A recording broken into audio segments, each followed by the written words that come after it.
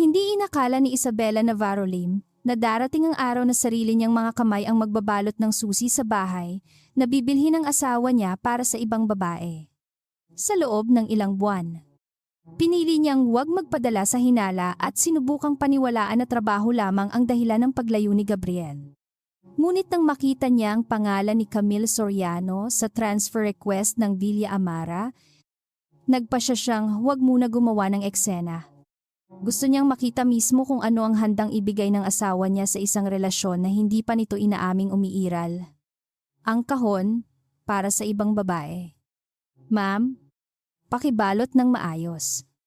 Regalo ito para sa babaeng titira sa Villa Amara. Hindi agad gumalaw ang kamay ni Isabela Navarro Lim. Nakatayo siya sa likod ng mahaba at makinis na counter ng private gift concierge ng Monteluna showroom sa Tagaytay. Nakasuot ng beige uniform blouse, dark green apron at simpleng name tag na may nakasulat na Bella. May manipis na salamin siya at nakaayos ng mahigpit ang buhok. Sapat para magmukhang isa lamang sa temporary staff na kinuha para sa private turnover events ngayong weekend. Sa harap niya ay nakapatong ang isang lacquered wooden box. Halos kasing haba ng 2 palad. May satin lining sa loob at maliit na brass key na hindi naman tunay na susi sa pinto kundi ceremonial presentation piece lamang. Ang tunay na access cards at legal documents ay ibibigay pagkatapos ng formal turnover. Sa gilid ng box ay nakalagay ang embossed initials C. S? Hindi na kailangang hulaan ni Bella kung sino iyon.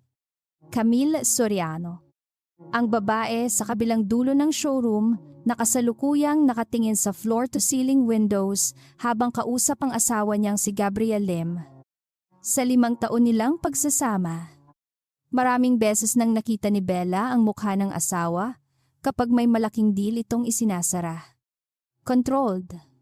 Confident. Nakangiti ng eksakto lang para magmukhang warm pero hindi desperate. Ngayong gabi, parehong mukha ang suot nito habang nakatayo sa tabi ng ibang babae. 3 araw lamang ang nakalipas. Hindi pa sigurado si Bella kung dapat niyang paniwalaan ang sariling hinala. Matagal nang nagbabago si Gabriel. Ngunit walang isang eksenang sapat para tawagin iyong betrayal. Mas maraming late dinners.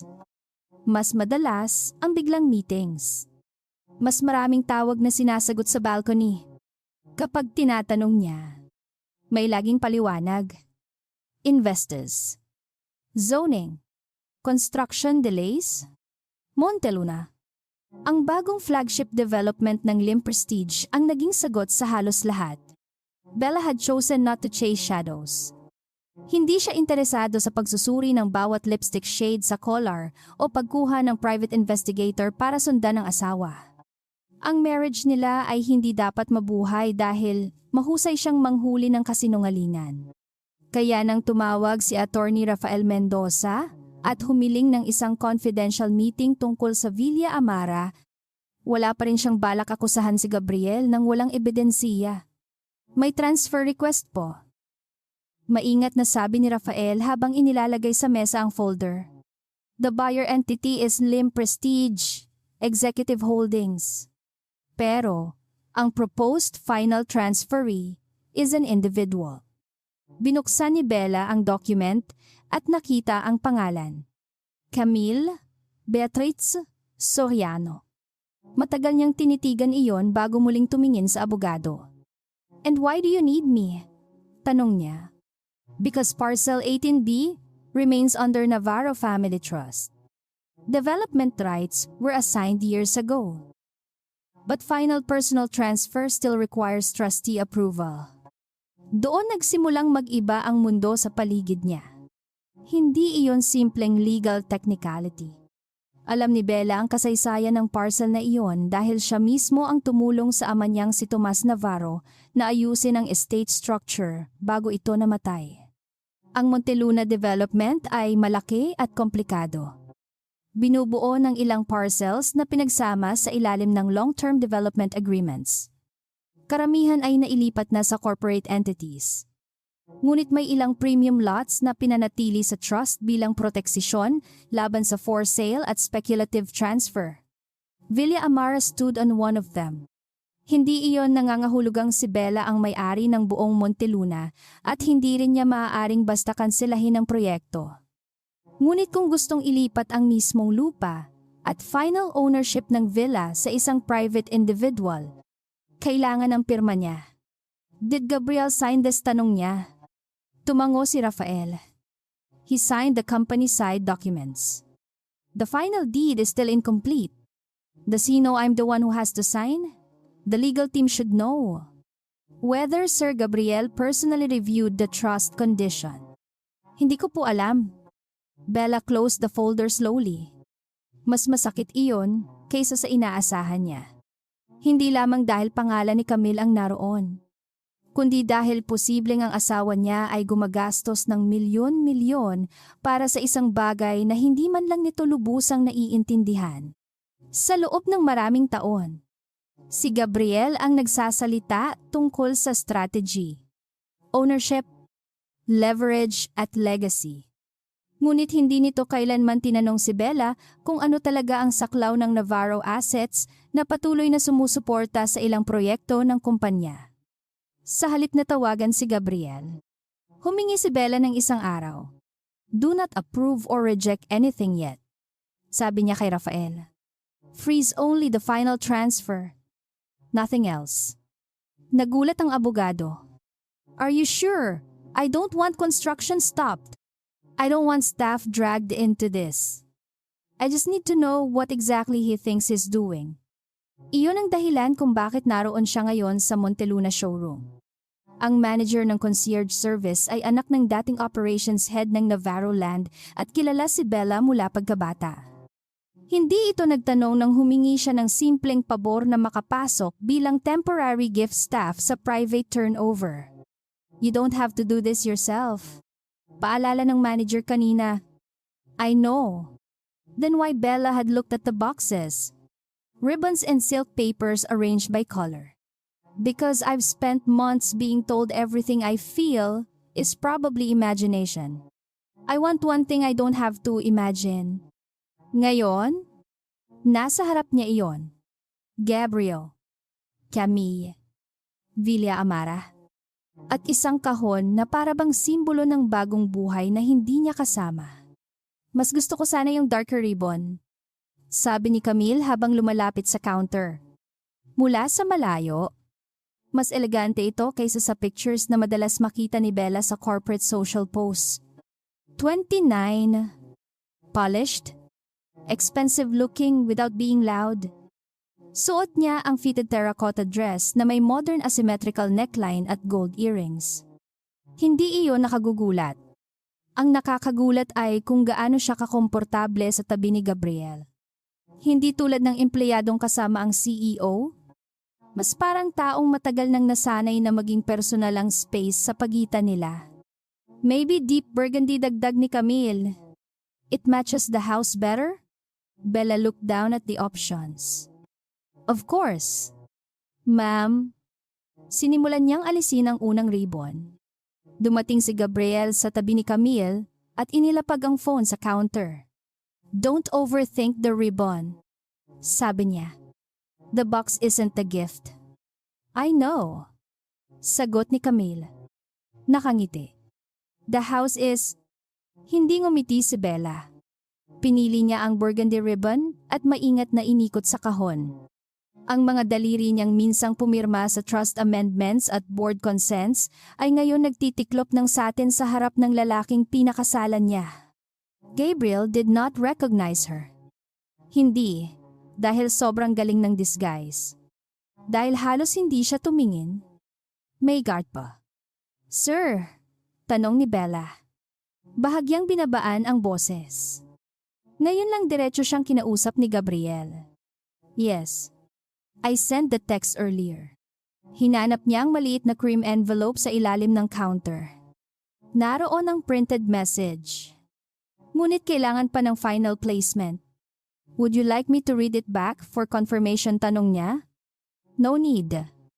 Ngunit si Camille ang ngumiti. Basahin mo. Gusto kong marinig. Tumigil si Gabriel sandali ngunit hindi tumutol. Bella opened the card. For the life we should have had. Walang pangalan sa dulo. Ngunit hindi na kailangan. Masyadong personal ang pangungusap para maging corporate gesture. Masyadong intimate para matawag na simpleng bonus sa empleyado. Narinig ni Bella ang sariling boses na kalmado pa rin habang binabasa iyon. For the life we should have had. Tumawa ng mahina si Camille. Halatang kinilig. Gabriel glanced away.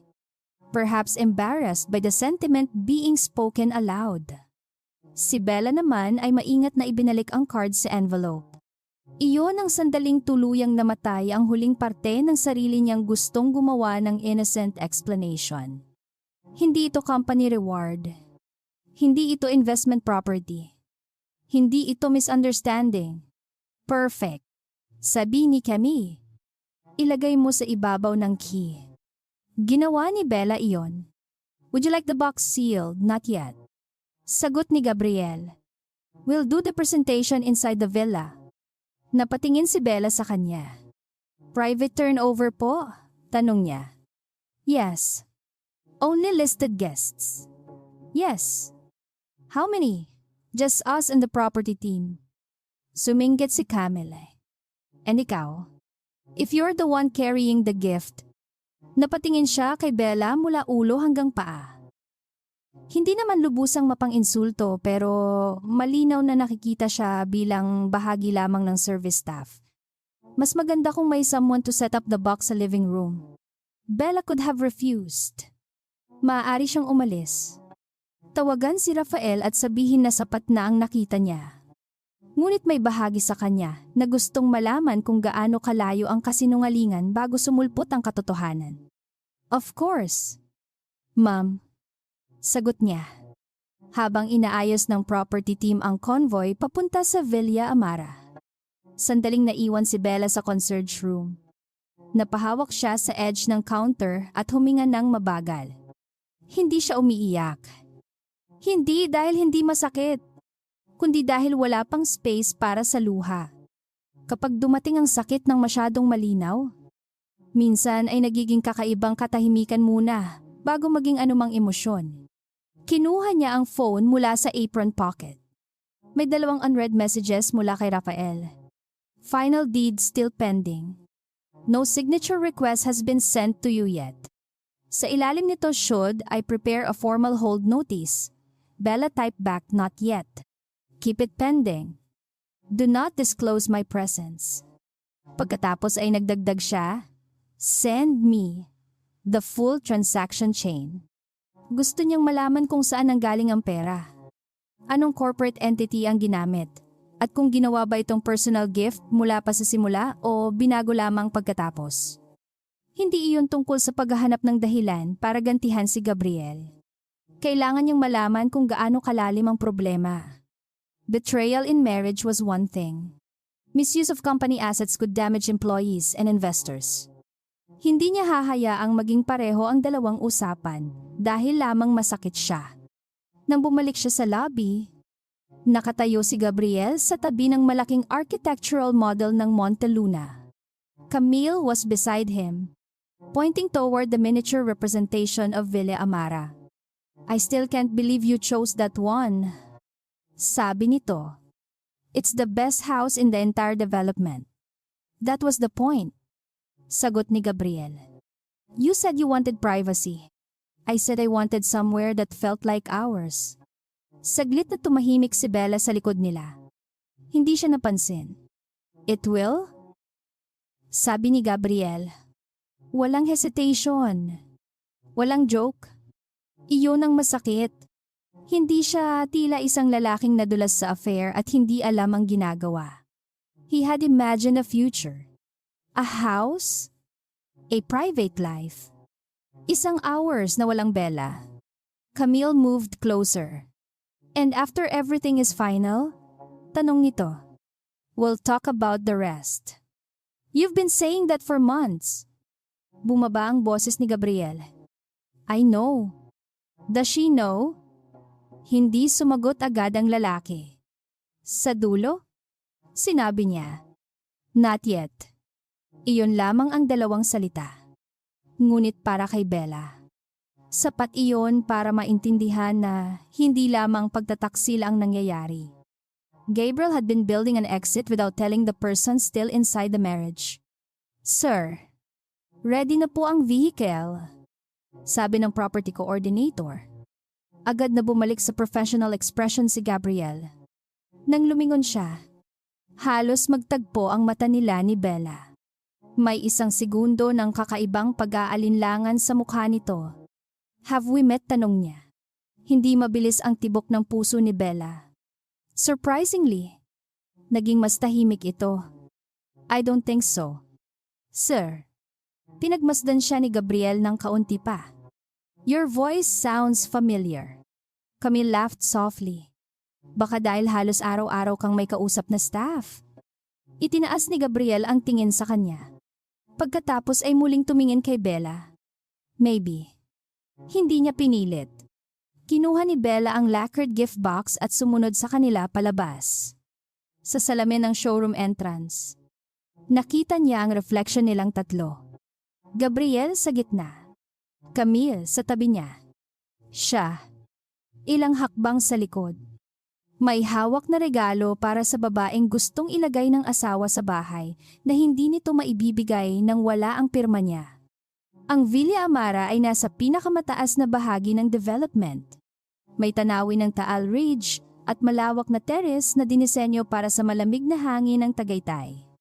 Hindi kasing enggrande ng mga palace-like mansions na ipinagmamalaki ng ilang developers. Mas moderno ito. Restrained. Maraming natural stone, warm wood at malalaking glass panels. Bella had seen the original site plans years ago. Siya pa ang nagsuggest sa ama noon na huwag hayaang putulin ang dalawang lumang acacia sa edge ng parcel dahil bahagi iyon ng natural windbreak. Nandoon pa rin ang mga puno. Ngayon, habang pumapasok siya sa foyer bilang service staff, kakaiba ang pakiramdam na makitang ibang babae ang unang nagsasabing, I want to change the artwork here.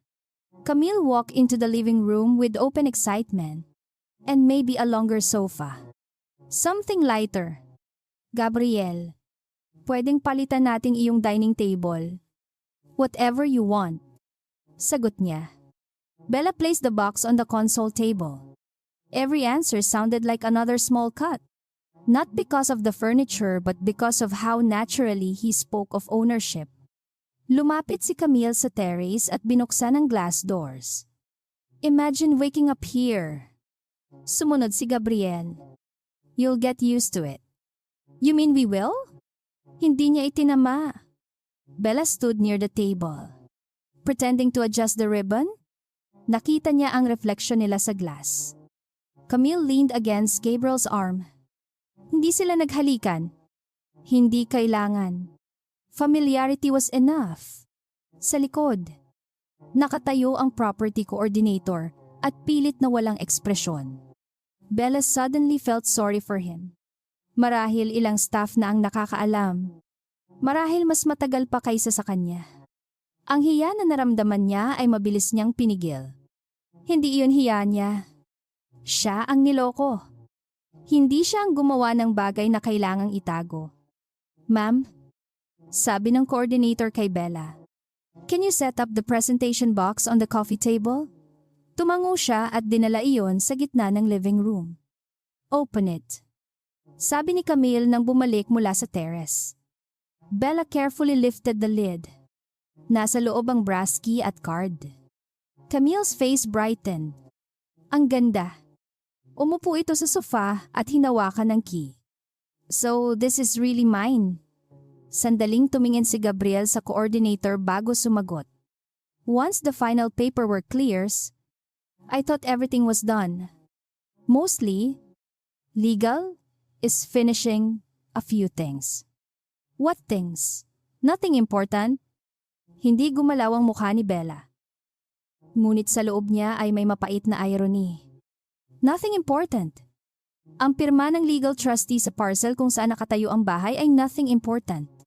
Sa loob ng maraming taon, Ganoon din ang trato ni Gabriel sa maraming bagay tungkol kay Bella. Ang family trust. Ang financial support na hindi niya ipinagyabang. Ang access agreements na nagpapabilis sa ilang projects. Mga bagay na naroon lang. Parang hangin. Hanggang sa biglang mawala. Camille seemed reassured. As long as no one can take it away later. Gabriel responded with confidence. No one will. Doon tuluyang napatingin si Bella sa kanya. Bago pa may makapansin. Tumunog ang phone ng property coordinator. Sumagot ito. Pagkatapos ay unti-unting nagbago ang expression. Yes. Attorney? We're already inside. Yes? Sir Gabriel is here. Napalingon si Gabriel. Problem. Itinaas ng coordinator ang kamay na parang humihingi ng 1 segundo. Yes. Attorney? Understood. Pagkababa niya ng phone, hindi siya agad nagsalita. What is it? Tanong ni Gabriel. Sir? Legal is asking us not to proceed with the document release yet. Agad na nawala ang relaxed expression ni Gabriel. Why? There's a pending authorization. From whom I'm not sure.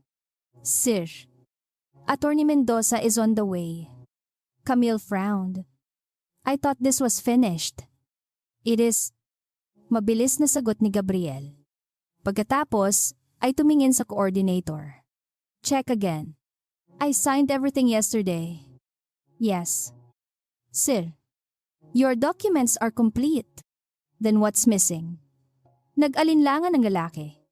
Another signature. Sir. Tahimik na nakatayo si Bella sa tabi ng coffee table.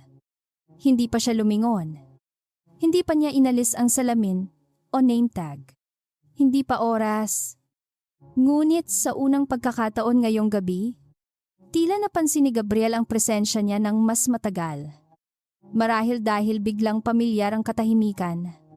Marahil dahil may instinct ang isang tao kapag ang sikreto niyang maingat na ginawa ay nagsisimula ng tumingin pabalik sa kanya. Whose signature? Tanong niya. Hindi nakasagot ang coordinator. Mula sa driveway, narinig ang tunog ng isang sasakyang huminto. Bella knew exactly who had arrived. Attorney Rafael Mendoza. Camille closed the gift box slowly. Halatang nabawasan ng excitement. Gabriel checked his watch. Irritated. Whatever this is, we'll fix it tonight. Bella lowered her eyes to the burgundy ribbon she had tied herself. For the life we should have had. Sa loob ng ilang segundo, naisip niyang gaano kadaling sirain ng sandali. Isang salita lamang. Isang pagtanggal ng salamin. Isang pagpapakilala. Ngunit hindi niya ginawa. Hindi pa. Gusto niyang marinig muna si Gabriel. Gusto niyang malaman kung ano ang sasabihin nito kapag nalaman niyang ang bahay na ipinangako nito sa ibang babae ay nakatayo sa lupang hindi nito kayang ipamigay ng mag-isa. Bumukas ang pangunahing pinto at pumasok si Rafael. May dalang slim leather folder. Nang makita niya si Bella sa uniform, halos hindi mapansin ng iba ang maliit na paghinto niya. 1 segundo lamang. Pagkatapos ay ibinalik niya ang professional expression. Good evening. Mr. Lim? Ms. Soriano? Tumingin si Gabriel sa folder. Tell me why legal is blocking my turnover. We're not blocking the turnover. Sir, the ceremonial handover may proceed. But the final title documents cannot be released. Why?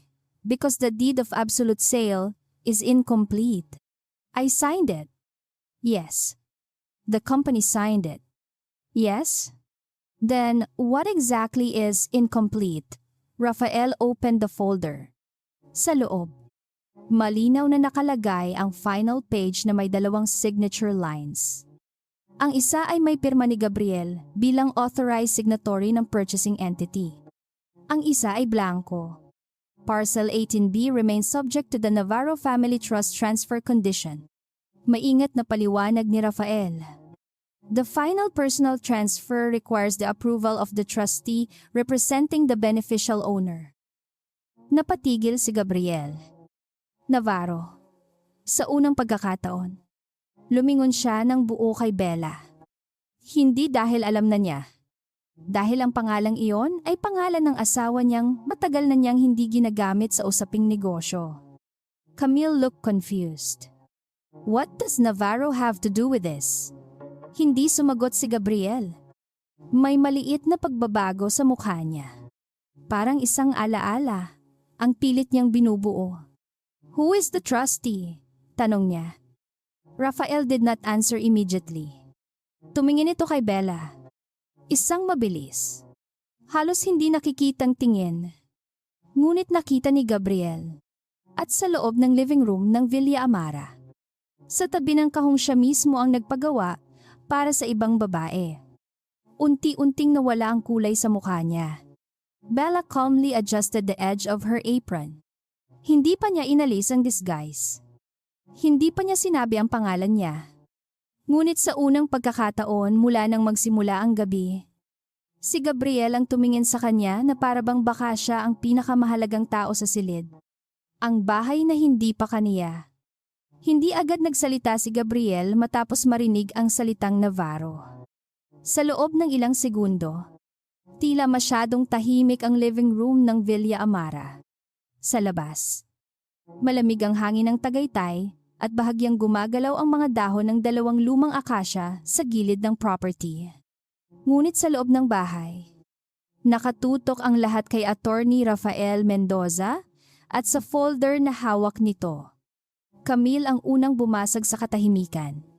I'm sorry. What exactly does that mean? Tanong niya. Does someone else own the house? Rafael remained careful. The structure is more complicated than that. Miss Soriano. Lim Prestige has valid development rights over Monteluna under the agreements executed years ago. However, Parcel di Buidbe, where Villa Amara stands, remains subject to a transfer restriction under the Navarro Family Trust. The company can develop and market the property, but a final personal transfer requires the approval of the designated trustee. Gabriel's jaw tightened. That clause should have been cleared before we got here. Rafael nodded. It was flagged by legal. Then why was I told everything was ready? Your corporate side requirements are complete. Sir, that's not what I asked.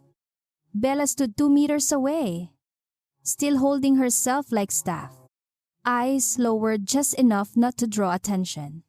She had seen Gabriel irritated in meetings before. He did not shout often. Mas delikado siya kapag bumababa ang boses. Who is the trustee? Tanong niya ulit. Rafael paused. I'm not authorized to disclose personal trust information without the trustee's consent. Camille looked increasingly uncomfortable. So we came here for a house that may not even be transferable. It is transferable. Sagot ni Rafael. But not without the required consent. Gabriel looked at the blank signature line. Then get the consent? Bella almost smiled. But there was no humor in it. Get the consent. Ganito palagi si Gabriel sa negosyo. May obstacle. May taong tatawagan. May dokumentong kukumpletuhin. Everything was a problem to solve. Not a person to understand. Rafael glanced at Bella again. This time, even more briefly. She gave no signal. Not yet. Gabriel noticed the glance. Why do you keep looking at her? Tanong niya suddenly. The room shifted. The property coordinator stiffened. Camille turned toward Bella. Rafael did not answer immediately. Bella lifted her eyes, just enough to meet Gabriel's. For the first time that night, he really looked. The shape of her eyes behind the glasses. The line of her jaw. The controlled stillness he had known for years but stopped paying attention to. His expression changed. But uncertainty remained. Have we met? He asked again. Maybe in another context. Sir, Bella replied. The answer was technically true. Camille frowned. What does that mean? Bella looked back at the gift box. Nothing. Ma'am. Gabriel did not seem convinced. But before he could continue, Raphael stepped in. Sir, the simplest course is to postpone the final document release until tomorrow. No one loses legal rights tonight. No? Gabriel said. We finished this now. Camille turned toward him. Gabriel, it's fine. We can do paperwork tomorrow. The ease in her tone bothered Bella more than anger would have. Camille truly believed the house was hers. And in a way, Gabriel had given her every reason to believe that. I don't want you worrying about it. Gabriel said. I told you the house was yours. It will be, Camille replied, placing the brass key back inside the box. I'm not worried. I just don't understand why there's another person involved. Bella lowered her gaze again. Another person. The word should have been insulting, but they felt almost useful. For years, Bella had been the quiet other person in many parts of Gabriel's empire. She was the wife who hosted family dinners, attended the necessary events, signed things when asked, and rarely placed herself at the center. She had allowed that role because after her father's death, stepping away from daily business had felt like relief. But somewhere along the way, Gabriel had confused quietness with absence. Raphael closed the folder. The trustee has the legal right to review the transfer details, including the identity of the final transferee and the basis of transfer. Until that review is complete, no final title documents can be released. Camille's expression shifted. The identity of the transferee. Why does that matter? Because the trust restriction was designed to prevent certain premium parcels from being used for speculative or undisclosed personal transfers. Gabriel cut in. This isn't speculative. Then the review should be straightforward. Bella watched the small flash of irritation in her husband's eyes. That used to intimidate many people in boardrooms. It no longer did anything to her. Can we at least continue the house tour? Camille asked, clearly trying to pull the evening back towards celebration. Gabriel looked at Raphael. Any legal reason we can't? No. Sir, the property remains under the development entity until final transfer. Good. He turned to the coordinator. Continue. The tension did not disappear, but the group moved again. Bella followed because Camille had specifically asked her to arrange the presentation setup. They walked through the living room toward the dining area, where floor-to-ceiling glass framed the ridge outside. Camille began talking about replacing the pendant lights and converting a smaller room into a private office. I want something feminine but not too soft, she said. Maybe walnut shelves. And the guest room upstairs. I'm thinking we make that into a dressing room. Gabriel nodded. Whatever you want. Bella listened in silence. The house itself did not hurt her. She had no emotional attachment to Villa Amara as a home. What hurt was the casual future tense. We can change. We'll stay here. You'll get used to this. Gabriel was not merely giving Camille an object. He was giving her the shape of a life. When they reached the kitchen, Bella stepped aside and quietly checked her phone. Raphael had sent the full transaction chain. She opened the attachments one by one. The purchase had started as an internal acquisition by Lim Prestige Executive Holdings, a company used for residences and hospitality assets tied to executives and corporate guests. Months later, the intended end-user designation had been changed to Camille Soriano. There was a note stating that final personal transfer would be funded through a combination of Gabriel's personal funds and executive allocation credits subject to board review. Bella's chest tightened. This was no longer just a romantic betrayal. It had corporate implications. Not necessarily fraud. Not yet. But enough to create questions about whether company resources had been blurred with personal promises. She typed Rafael. Do not release any internal board documents to me yet. I want only the transfer files I am entitled to review as trustee. He responded almost immediately. Understood. Bella did not want information she had no right to obtain just because she was hurt. If she was going to act, she needed to know exactly which part belonged to marriage, which to business, and which to trust governance. Upstairs, Camille stepped into the primary bedroom and walked straight toward the glass doors leading to a private balcony. This is my favorite part, she said. I came here once during the final inspection. Bella froze for half a second. Once. So Camille had already been inside before today? Gabriel's face tightened slightly. You came with the design team. I know. Camille smiled. Still counts. She turned toward Bella. Can you bring the box here? I want one photo on the balcony before the light changes. Bella carried it forward.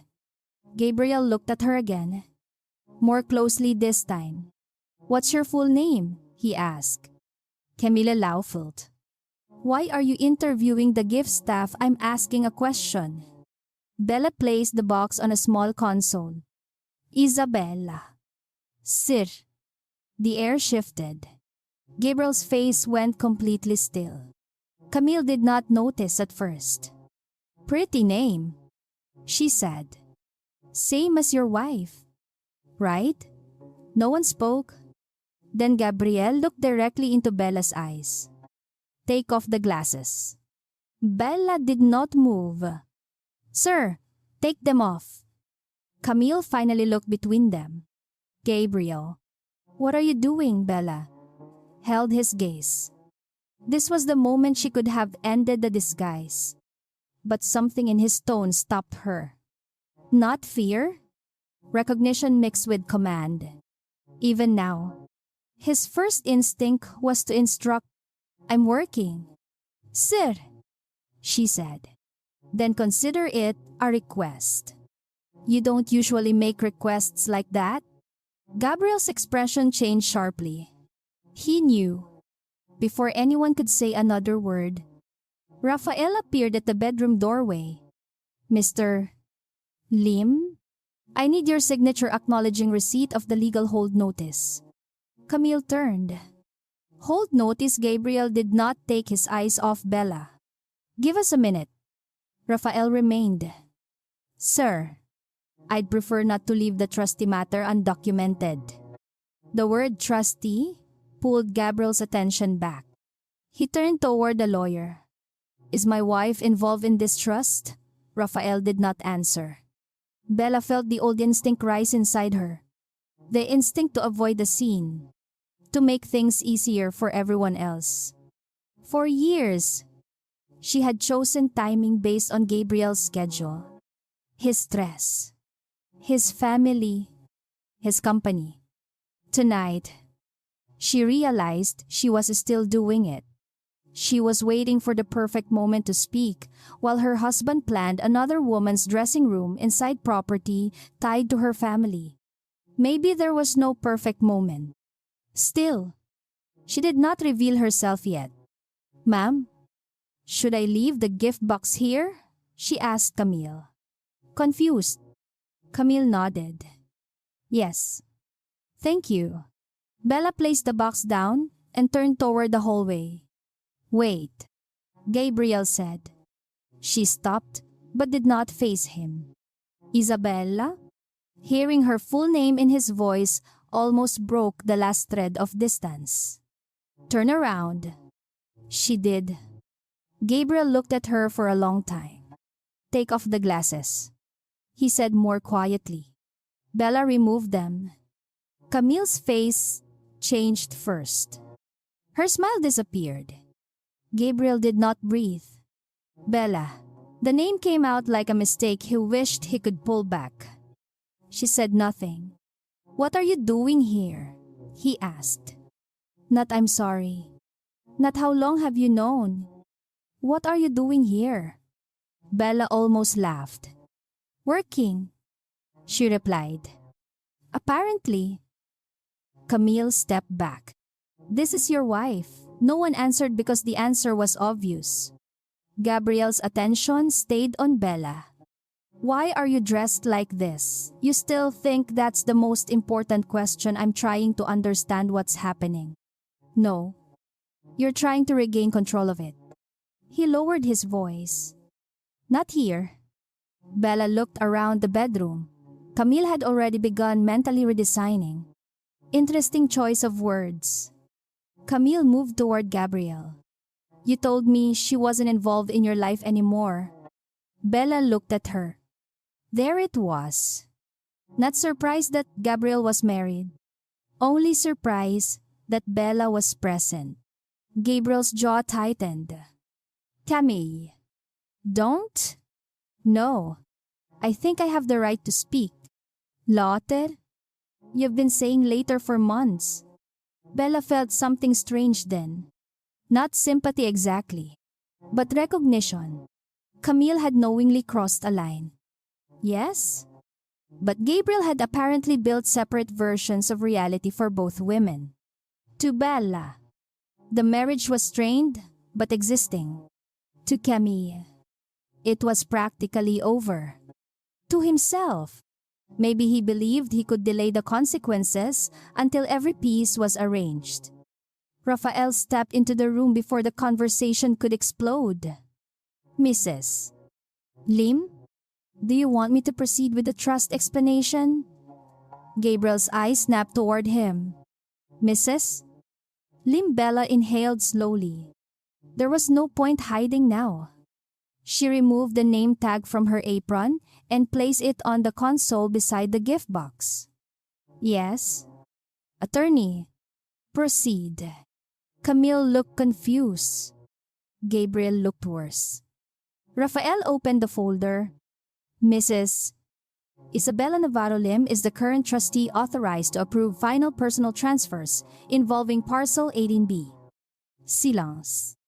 Bella watched the meaning hit Gabriel in stages. First the legal fact, then the surname, then the location, then the blank signature line. "You?" he asked. "Yes." "You're the trustee, yes." "Since when?" "Since before we got married."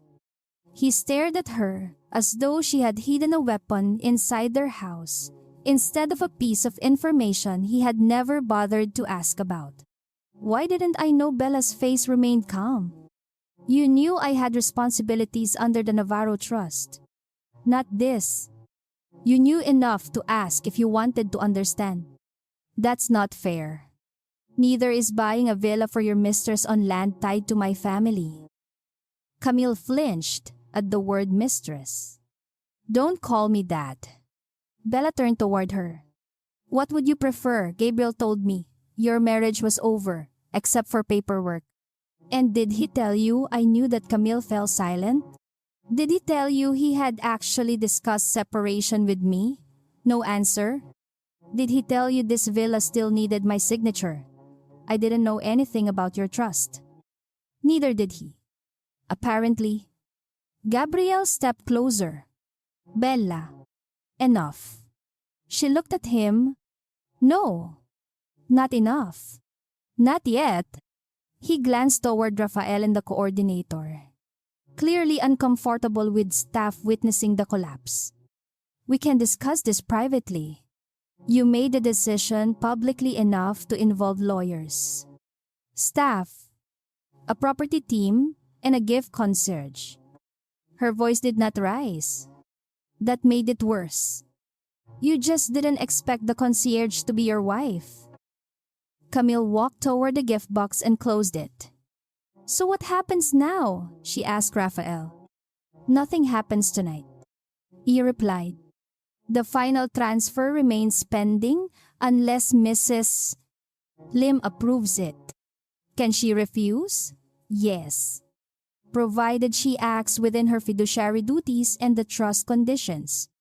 Gabriel immediately turned to Bella. Are you going to block it because you're angry? The question landed badly. Bella looked at him with something colder than anger. That's what you think of me. I'm asking. Then listen carefully. I am not signing anything tonight because I have not completed my review. I would make the same decision if the transferee were anyone else and the transaction chain looked like this. She picked up her phone. I'm reviewing whether the personal transfer is consistent with the trust restriction and whether the corporate structure being used creates conflicts. That is my responsibility. My marriage is a separate issue. Gabrielle looked surprised. Separate? Yes. You don't get to make everything messy and then accuse me of being emotional when I refuse to clean it up for you. Rafael nodded slightly. Almost imperceptibly. Bella was grateful. She needed at least one person in the room to understand that this was not revenge. The ceremonial key can remain with Miss Soriano, Rafael explained. But it has no legal effect. The house remains under the current holding structure until the deed is completed. Camille stared at the brass key inside the box. A few minutes ago, it had looked like proof of a future. Now it was just metal. You knew this could happen? She asked Gabriel. No. You told me the house was mine? I thought the transfer was routine. You thought. Her voice hardened. You asked me to start planning my life here. Gabrielle looked exhausted. Camille, this is a technical issue. Bella almost spoke, but Camille beat her to it. No. Your wife standing here with the only signature that matters is not a technical issue. For the first time that evening, Bella saw Camille stop performing confidence. She looked humiliated, angry, afraid that the future she had accepted might have been built from promises Gabriel never had the authority to make. They returned downstairs because no one wanted to continue touring bedrooms after that. In the living room, the property coordinator quietly dismissed the other staff. Only Bella, Gabriel, Camille and Rafael remained. Bella removed the apron but kept the simple blouse. Without the uniform markers, she no longer looked like service staff. But she also did not suddenly transform into a glamorous heiress. She looked exactly like herself. That somehow seemed to bother Gabriel most. How long have you known about Camille? He asked. Bella looked at him. About the transfer request? 3 days? About the relationship, I knew something was wrong for months. Tonight I stopped lying to myself. You could have confronted me. I could have. You could also have told me the truth before buying someone else a house. He looked away. It's not as simple as that. It rarely is. That doesn't make it less real. Camille folded her arms. Did you follow us here just to humiliate me? Bella looked at her. No. I came because the transfer request carries my legal responsibility. And because I needed to know whether my husband was buying a corporate asset for an employee, making a personal gift, or using the property to build a life he hadn't told his wife about. And now you know. Yes. Camille swallowed. Then what? You keep the house because you can? No. The answer came quickly. I don't want this house. Camille seemed surprised. Then sign? Gabriel closed his eyes briefly. Bella looked at Camille without cruelty. That's not how fiduciary responsibility works. And even if it did, you're asking me to use my authority to validate a gift my husband prepared for the woman he's involved with. You can understand why I'm not doing that tonight? Camille looked away. Gabriel walked toward the terrace and stood with his back to them. Bella knew that posture. He was thinking, reorganizing, searching for the move that would restore order. "What do you need to approve it?" he asked eventually. Bella stared at him. "You still think this is a negotiation? Everything involving property has conditions. Not everything involving people does. I'm talking about the transfer. And I'm telling you, I need the full transaction review before I decide. No shortcuts." He turned. "Fine. How long as necessary?"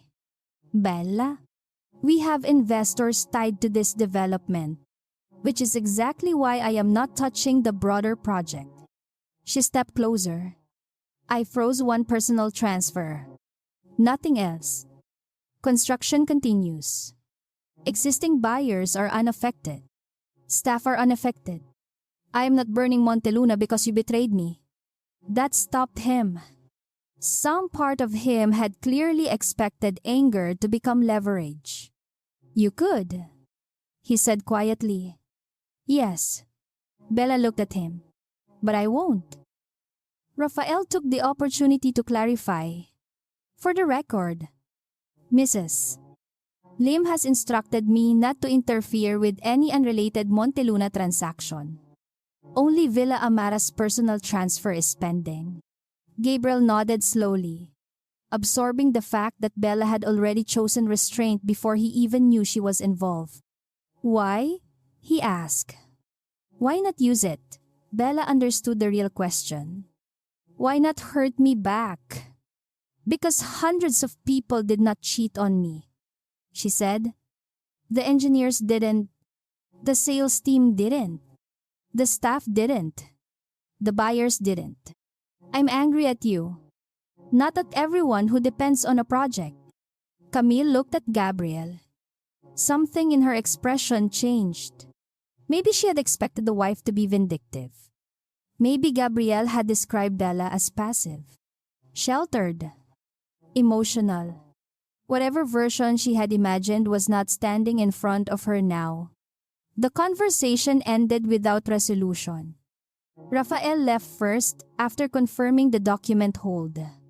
Camille did not take the ceremonial key. She left it in the box. "I'm going back to Manila," she told Gabriel. "We'll talk tomorrow." "Camino, you said the house was mine. You said your marriage was finished. You said everything was handled." Her eyes moved toward Bella. "Clearly, it wasn't." Then she walked out. Gabriel did not follow her. For several seconds, only husband and wife remained in the living room. Bella looked at the box she had wrapped herself. Burgundy ribbon, brass key, cream card. For the life we should have had? She wondered whether Gabriel regretted the words or merely regretted that she had seen them. Was that message true? She asked. He knew exactly what she meant. "Bella, was it true?" He hesitated. That hesitation was answer enough. But he finally said, "At the time, I thought it was." The pain that moved through her was sharp but clean. No more guessing. No more excuses. "Did you sleep with her?" she asked. Gabriel looked at the floor. "Yes." Bella closed her eyes once. Only once. When she opened them again, her face was steady. "How long?" "A few months." "And you were planning to leave me." "I was trying to figure out how." "By buying the new life first?" He flinched. "That's not what I was doing." "Then explain the villa." "I thought if I had something concrete, I could make a decision." Bella almost could not believe the logic. "You bought a house to help yourself decide whether to end a marriage. I know how that sounds." "It sounds exactly like what it is." He moved closer but stopped when she stepped back. "Bella, we've been unhappy for a long time." "Yes." "We barely talk." "Yes." "You've been distant?" "Yes." She did not deny any of it. But I did not build a secret second life and then blame the silence between us for giving me permission. Gabriel had no answer. Bella picked up the gift box. For a moment, Gabriel thought she was taking it, but she simply moved it away from the center of the room and placed it on a side table. I don't want to talk about our marriage anymore tonight. Then when tomorrow? At home, no. Where Navarro office? He stared at her. Why there? Because there are things you need to understand before we discuss what happens next. His expression sharpened. What things? Bella lifted the apron from the chair and folded it neatly. You think Villa Amara is the surprise? Isn't it? No. She looked directly at him. It's the smallest part. Gabriel's face changed. What does that mean? Bella picked up her bag. It means you've spent years assuming the Navarro side of our marriage was passive. That the assets, guarantees and support around Lim Prestige were just background. Bella, tomorrow morning, Rafael will show you exactly what was structured when my father was still alive and what I continued approving after we married. He looked genuinely confused. Are you threatening the company? No. She shook her head. I'm telling you that you need to understand what you've been standing on before we decide what I'm willing to keep supporting. The distinction mattered.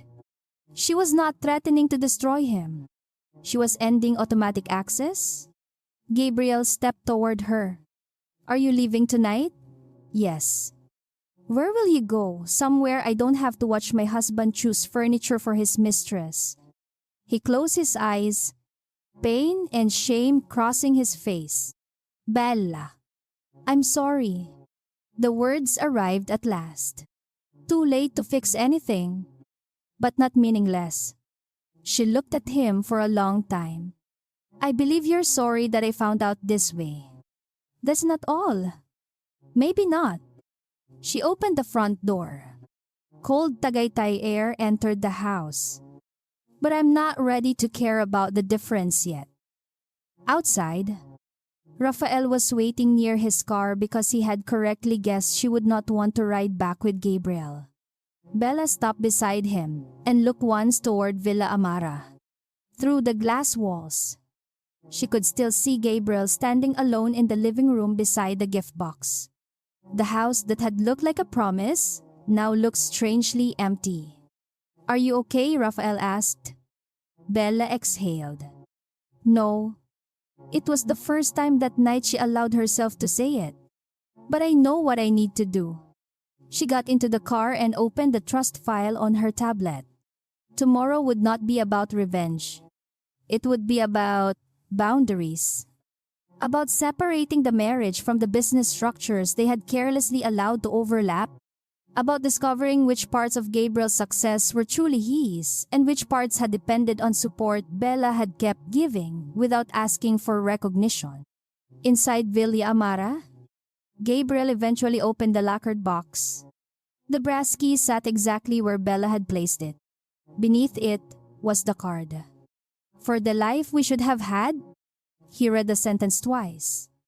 And for the first time it sounded not romantic but grotesque.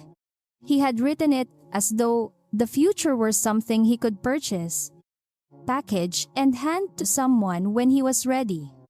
A house. Okay. A new life. The only thing he had not prepared was the truth. His phone vibrated. A message from Rafael appeared. Tomorrow, 9:00 a.m. Navarro Land Holdings. Trust, review, and related support agreements. Mrs. Lim will attend. Gabriel stared at the screen. He had entered Villa Amara believing one missing signature was a minor obstacle. Now he understood that the signature belonged to the wife he had stopped seeing clearly long before he betrayed her. And tomorrow, he was going to learn how many other things in his life had carried her name without him noticing. Ang pirmang hindi niya kayang kunin. Eksaktong 9:09 nang pumasok si Gabriel sa conference room ng Navarro Land Holdings sa Makati. Walang entourage, walang assistant, at wala rin si Camille.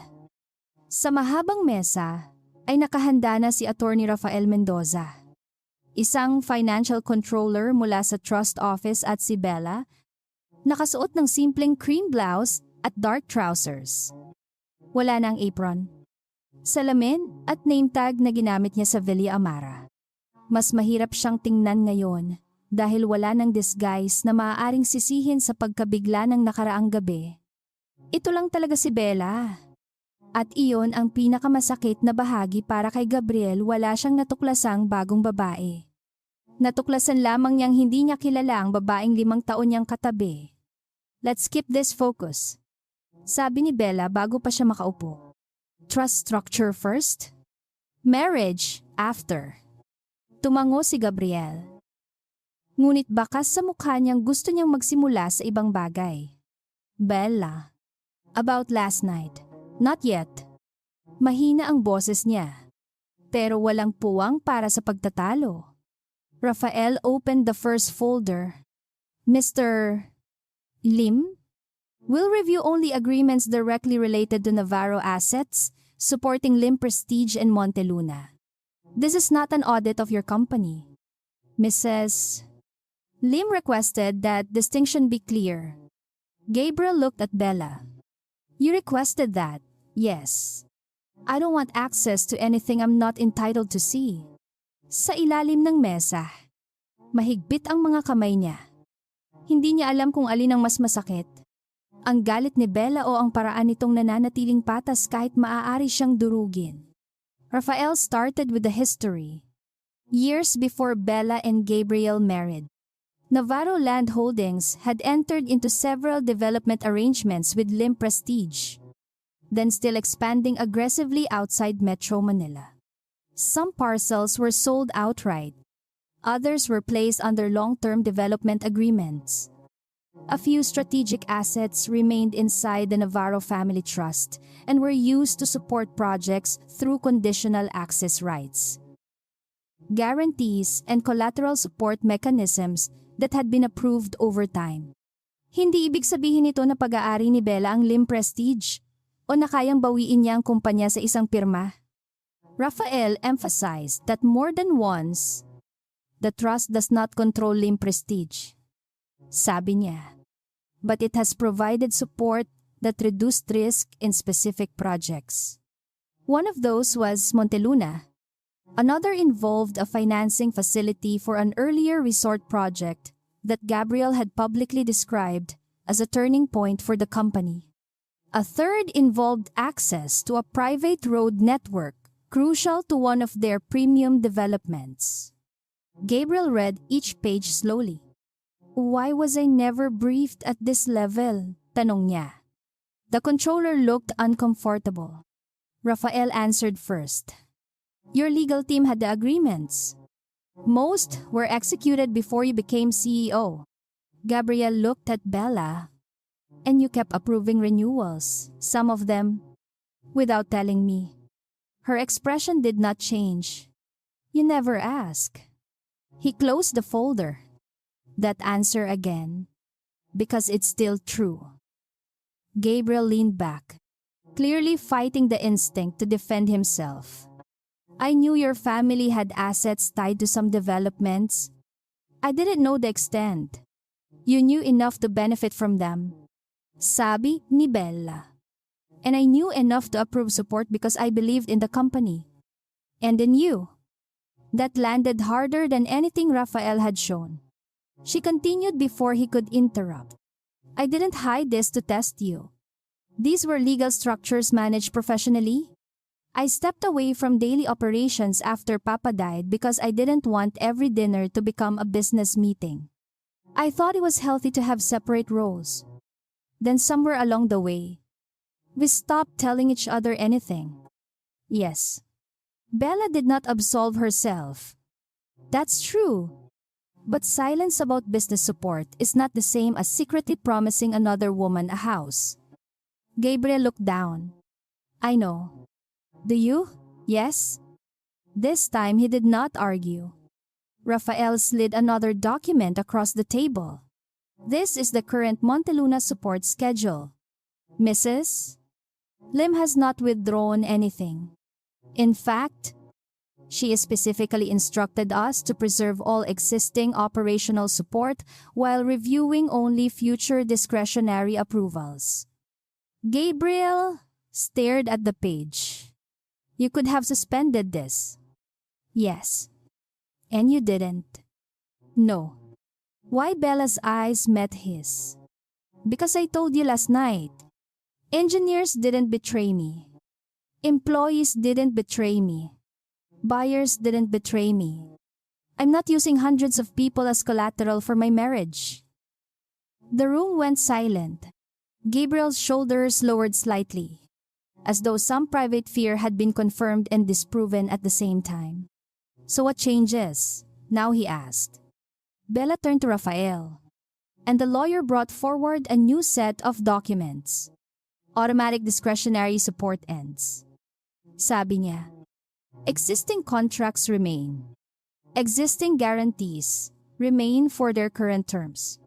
But future extensions, new land access, new collateral support, and trust link approvals will be reviewed independently. No assumption that they renew because we're married. Gabriel looked at her. You're separating the family relationship from the business relationship. Exactly. And if the company meets the terms, then it can still be approved. Even if we separate, yes. He looked genuinely surprised. You'd still do business with me if the transaction is sound. Bella paused. That's what professionals do. Gabriel almost laughed. But there was no humor in it. You're making this very hard for me to hate you. You don't get to hate me for setting boundaries after cheating on me. I know. The answer came quickly. For once, without pride. When the trust review ended, Rafael and the controller left them alone. Neither husband nor wife moved for several seconds. The conference room suddenly felt too large. Gabriel was the first to speak. I ended things with Camille this morning. Beja did not react. That's your decision. I'm not saying it to earn something. Good? I'm saying it because you deserve to know there is no more relationship. Bella looked at the city through the glass wall. There was a relationship yesterday. That doesn't disappear because you ended it today. I know. He paused. She was right about one thing. Bella glanced at him. Which thing? I made both of you believe different versions of the same future. He rubbed his face. I told her our marriage was practically over because that made what I was doing easier to justify. And I told myself I hadn't officially decided anything because that made it easier to come home to you. Bella's expression hardened. So you preserved both options. Yes. The admission was ugly. He knew it. That was cowardly. Yes. No excuse. No pressure. Just truth. It did not make Bella feel better. But it changed the shape of the anger. She had spent months wondering whether she was imagining distance. Now she knew exactly how much of it had been created intentionally. Did you love her? Tanong ni Bella. Gabriel hesitated, then answered more carefully than before. I thought I did. She almost smiled at the similarity to what he had said about the card. And now I think I love how uncomplicated I felt around her. Bella's eyes sharpened. Uncomplicated because she didn't know the whole you, probably. He looked at her. And because you did. That surprised her. Explain. Gabriel stood and walked toward the window but kept a respectful distance. With you, I was always aware of what I hadn't become yet. Your father trusted me before I deserved it. Your family backed projects when I was still proving myself. You never used that against me. But I think somewhere inside, I resented needing any of it. Bella's face shifted. So instead of talking to me, you made me irrelevant. I think I did. He swallowed. If I could believe you were just my wife and not someone whose family had helped build the ground under me, then every success felt more like mine. Bella stared at him. There it was. Not romance. Not lust. Something older and uglier. Pride. He continued. Camille met me when limb prestige was already strong. She saw the version of me I wanted to believe I built alone. She admired that version. I liked it. And the villa proof? Of what? That I could give someone something completely from me. Bella looked at him in disbelief. So you chose a house on Navarro-controlled land? He gave a broken, humorless laugh. Apparently, the universe has a sense of irony. Bella did not laugh. Gabriel, that isn't irony. That's exactly the problem. You were so determined to prove independence that you didn't even check what you were standing on. He nodded. I know. And you made another woman part of that fantasy. I know. And you made me collateral damage. I know. Bella hated that he was finally saying the right things only after so much damage had already been done. That afternoon, Camille arrived at the Lim Prestige office without warning. She had requested a private meeting with Gabriel. But he insisted that any discussion about Villa Amara include legal, because the transfer was now a formal issue. Bella was not supposed to be there. But Rafael called her after Camille requested clarification directly from the trust's side. Bella almost declined. Then, she decided it would be better to speak once. Clearly. Rather than allow resentment to grow through third-party messages, the meeting took place in a small executive conference room with only 4 people: Bella, Gabriel, Camille, and Rafael. Camille looked different from the night before. Less polished. More tired. I'm not here to fight, she said immediately. I want to know whether I ever had a valid claim to the house. Rafael answered. No final ownership claim. You were the intended transferee in a pending transaction. The deed was incomplete. Camille nodded slowly. So Gabriel could never promise it was mine. He could promise his intention, Rafael said. Not legal completion. Camille turned to Gabriel. That's not what you told me. Gabriel did not defend himself. You're right. Camille's laugh was small and bitter. I kept asking if everything was settled. You kept saying yes. I was wrong. About the house or about us? He looked at her. Both. Bella watched in silence. It was uncomfortable. But she needed to see Gabriel tell the truth when there was no advantage left. Camille looked at Bella next. I knew he was married. Bella nodded. I know. He told me you live like strangers. Sometimes we did. He told me you were staying together because of family arrangements. Bella's face tightened. That was never a conversation we had. Camille looked at Gabriel with shock.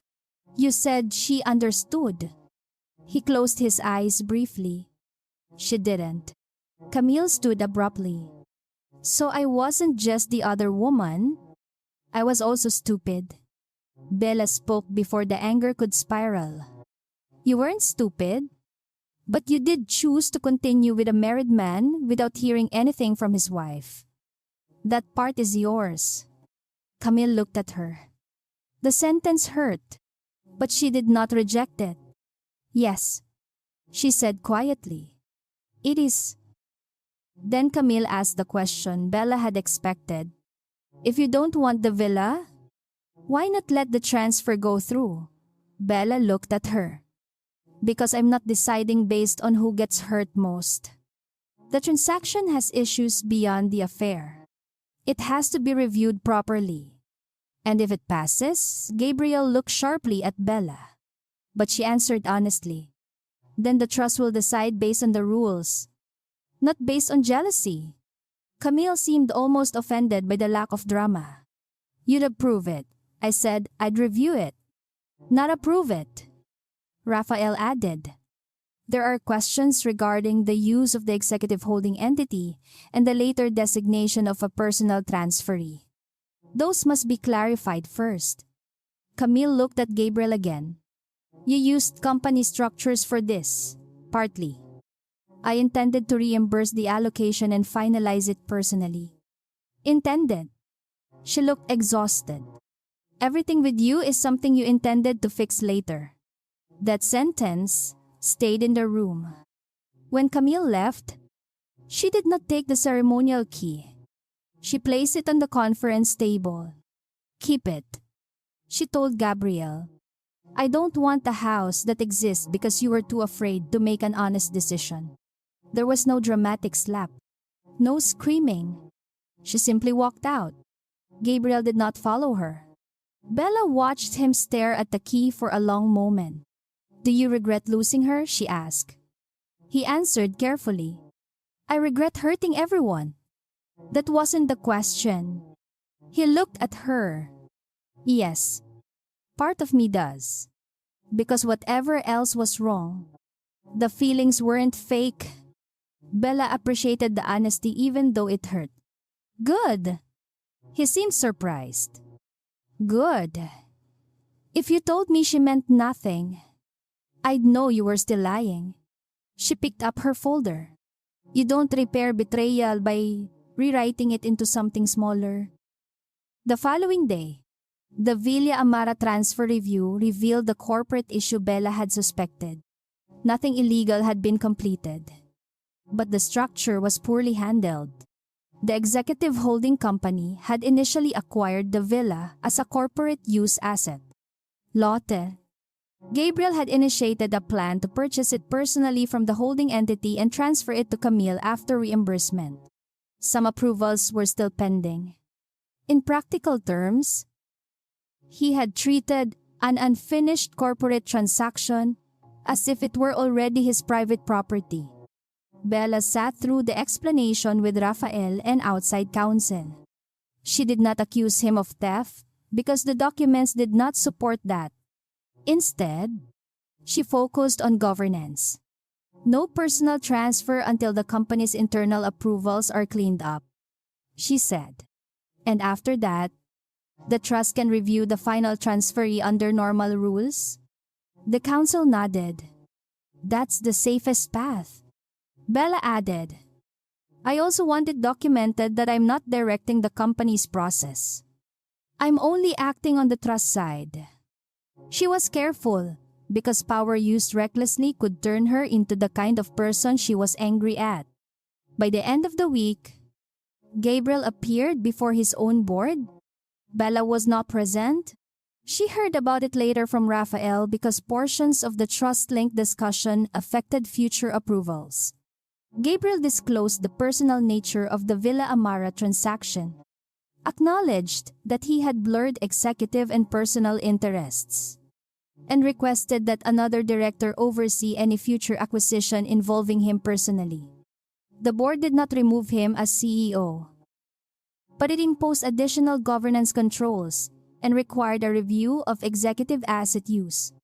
It was humiliating. Publicly, nothing leaked. Internally, everyone understood what had happened. For a man like Gabriel, that mattered. His reputation had always been built on control and competence. Now he had to sit while people he led questioned both. Bella did not feel victorious. She felt tired. Consequences were not the same as revenge. A week after Villa Amara, Gabriel arrived at the Navarro office carrying no flowers and no gifts. Bella's assistant told him she had not scheduled a meeting, but he said he would wait. He sat in the reception area for nearly 40 minutes before Bella agreed to see him. When he entered, he did not sit until she told him to. I signed something today, he said. Bella looked wary. What he placed a document on her desk.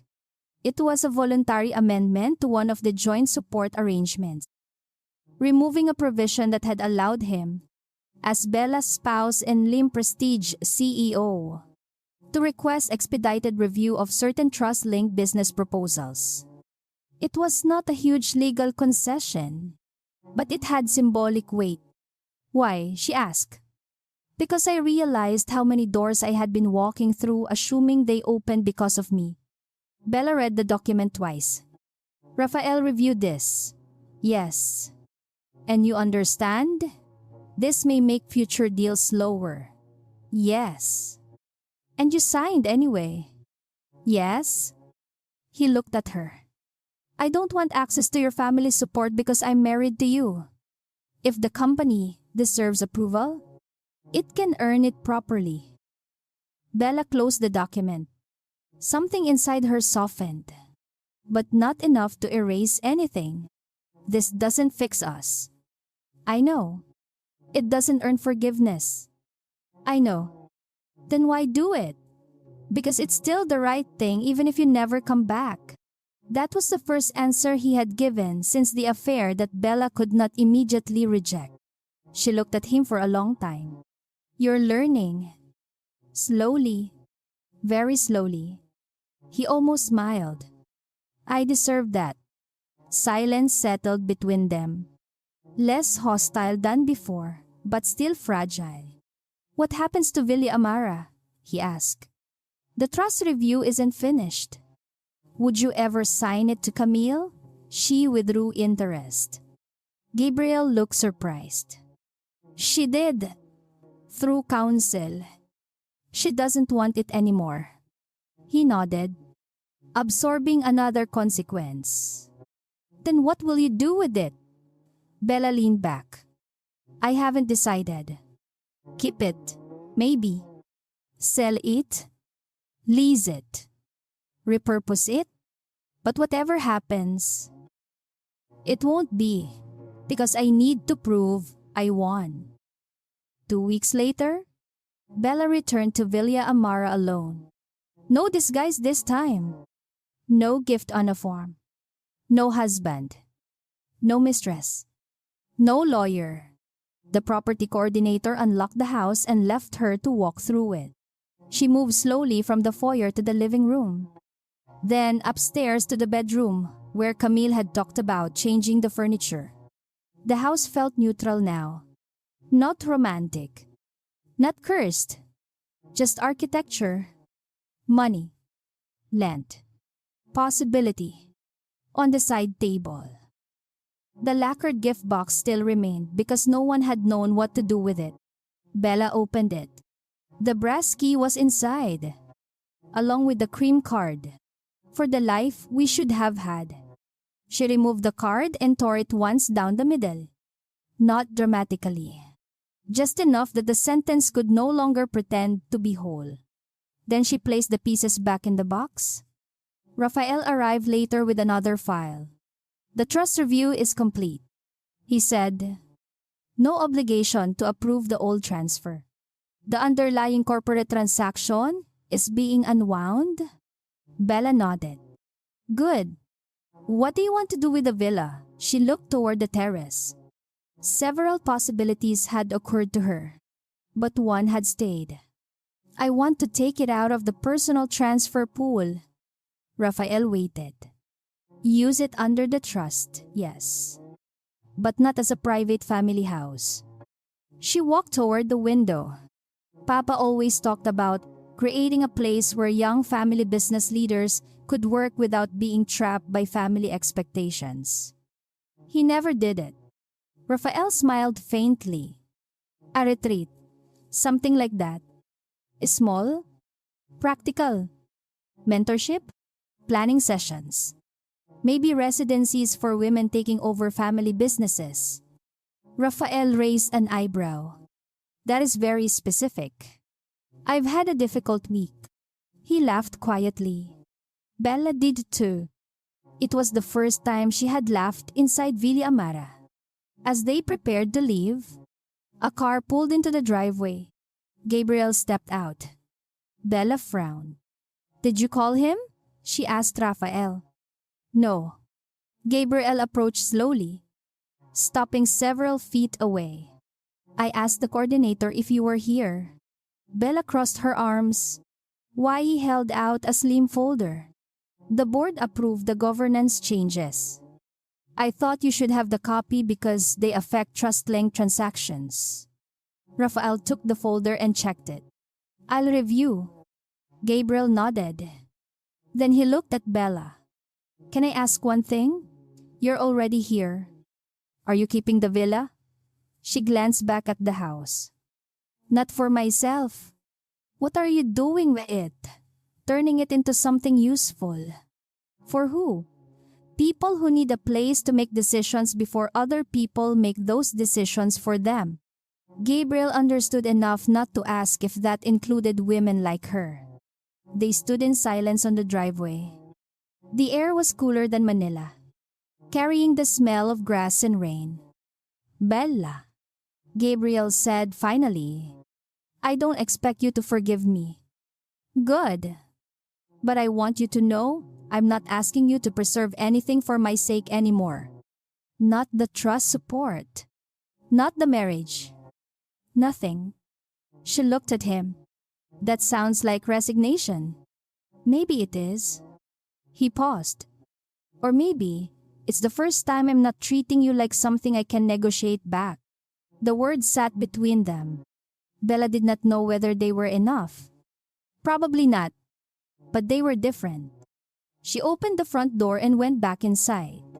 Gabrielle did not follow until she looked over her shoulder and said, You can come in for 10 minutes? He seemed surprised. 10? Don't negotiate? This time he smiled. Okay. They entered the living room together. The gift box was still on the side table. Gabriel saw the torn card inside. His expression shifted. I'm sorry for that. Bella looked at him. You should be... I am. She picked up the box and closed the lid.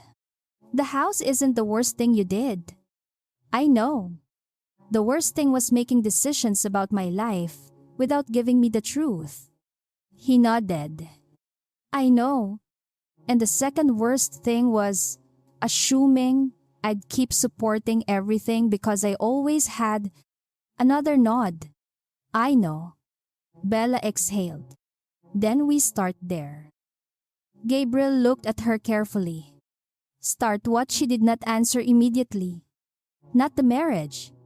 His face fell slightly, but he accepted it. Then what? Honesty. She placed the gift box between them on the table. Tomorrow, we meet with Rafael and separate every remaining personal and business structure that depends on us being husband and wife. After that, we decide whether there is anything left that we still choose voluntarily. Gabriel looked at the box. Then at Hea. And if there isn't, then there isn't. Pain crossed his face. But he nodded. Okay. Bella studied him. For the first time since Villa Amara, he did not ask how to fix it faster. Outside. Evening settled over Tagaytay. Inside the house. No one talked about furniture, keys, or who would live there. The legal transfer to Camille was dead. The fantasy Gabriel had built was gone. But the real shift was not the villa. It was the fact that Bella had stopped letting silence decide for her. She had not destroyed Monteluna. She had not taken Lim prestige. She had not humiliated Camille publicly. Instead, she had done something much harder. She had separated what was hers from what she had merely allowed others to use. And when she looked at the blank final signature page Rafael had left in the trust file, she understood that the most important thing about her signature was not that everyone suddenly needed it. It was that, for the first time in years, she was choosing when not to give it. Hindi lahat nabibili. Sa mga sumunod na araw, Mas mabilis kumalat ang chismis sa loob ng Lim Prestige kaysa sa anumang opisyal na memo. Walang lumabas sa press at walang public statement tungkol sa Villa Amara. Ngunit sapat na ang maliliit na galaw para makabuo ng kwento ang mga empleyado na reassign si Camille mula sa ilang client-facing duties. Na-review ang executive asset approvals. At 2 beses na pumasok si Attorney Rafael Mendoza sa headquarters para sa closed-door meetings. Alam ni Bella na imposibleng pigilan ang lahat ng bulong-bulungan. Kaya ang hiningi niya lamang ay huwag gamitin ang pangalan niya sa anumang internal blame game. No leaks from our side. Malinaw niyang bilin kay Rafael. Kung may consequence si Gabriel sa sarili niyang kumpanya, doon iyon manggagaling sa governance process. Hindi sa akin. Sa Navarro office. Nagsimula naman siyang mag-review ng mga lumang support agreements na matagal niyang pinipirmahan halos bilang routine. Bawat file ay naging paalala kung gaano karaming bahagi ng buhay niya ang naging automatic renewal, automatic consent, automatic understanding, automatic marriage. Ngayon, isa-isa niyang tinatanong kung alin ang dapat manatili at alin ang umiiral lamang dahil walang nagsabing stop.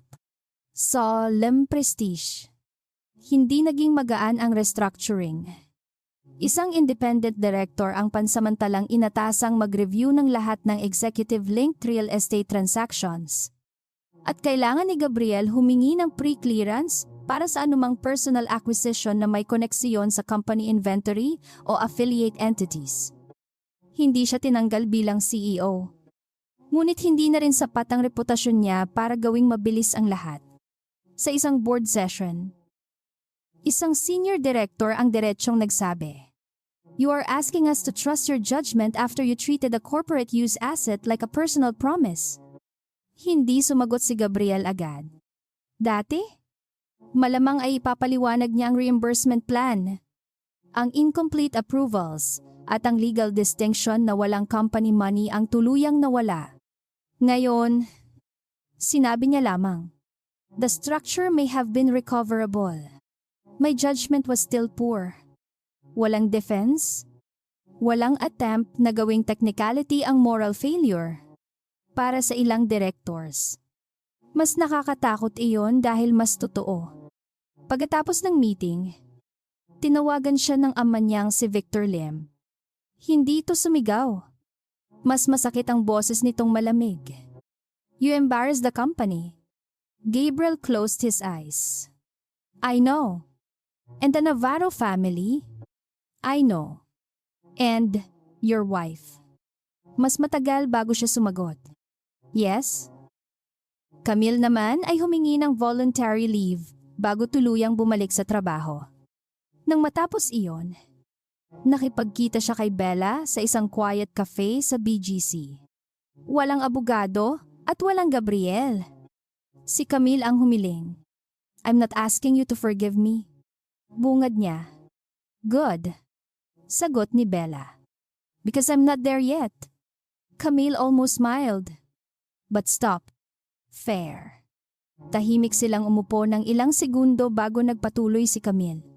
"I need to say this once without him in the room. I knew he was married. Hindi ko pwedeng alisin iyon sa responsibility ko." Bella nodded. "Okay. But I truly believe the marriage was over in every way that mattered. Because he told you." "Yes. And because you wanted to believe him." Camille looked down. "Yes. Bella did not rescue her from that admission. You also told yourself that if the wife wasn't physically present in your conversations, maybe she didn't count." Camille's face tightened. "Probably. That's the part you need to own." "Idu." There was no screaming, but the conversation cut deeper than one. Camille wrapped both hands around her coffee cup. "I was not after your money."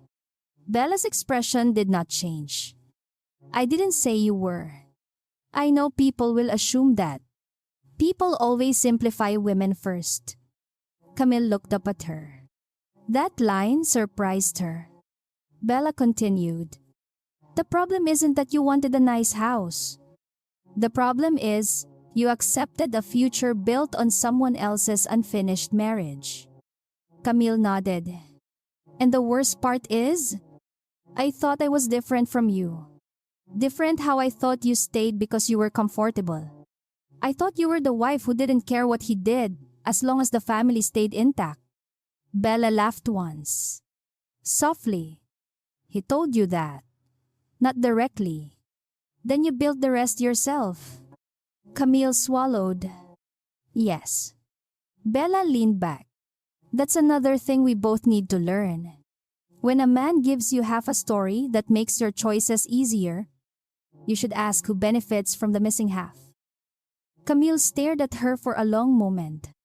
Are you still with him, legally? Yes. Emotionally, Bella looked out the window. I don't know. Do you want to be? Also don't know. Camille nodded, oddly relieved by the lack of certainty. I resigned from the H&N client portfolio, she said. And I'm transferring out of the executive relationship team? Bella raised an eyebrow. Because of this. Because I need to stop building a career where access to powerful men is part of my value. Bella said nothing. Camille exhaled. That sounded dramatic. It sounded specific. I think I confused being indispensable with being wanted. Bella's gaze softened by a fraction. Those are expensive things to confuse. Camille almost laughed. You would know. Unfortunately, they did not become friends when they left the cafe. Bella did not hug her. Camille did not ask for absolution. But they ended with something cleaner than hatred. I'm sorry, Camille said before walking away. Bella looked at her. Then don't repeat it. It was the same principle she had applied to Gabriel. Apology mattered. Pattern mattered more. At Navarro Land Holdings, Bella moved ahead with the restructuring she had announced. The goal was simple: every future transaction between the trust and Lim Prestige would be assessed as if no marriage existed.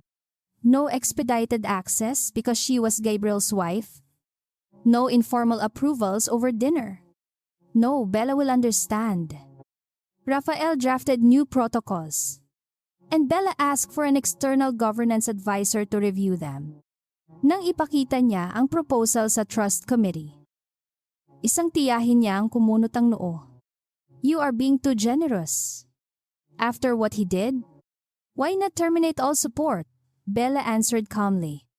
Because punishment is not governance. But you have leverage. Exactly. That's why I need to be careful how I use it. The older woman stared at her, then slowly nodded. Bella had never felt more like her father than in that moment.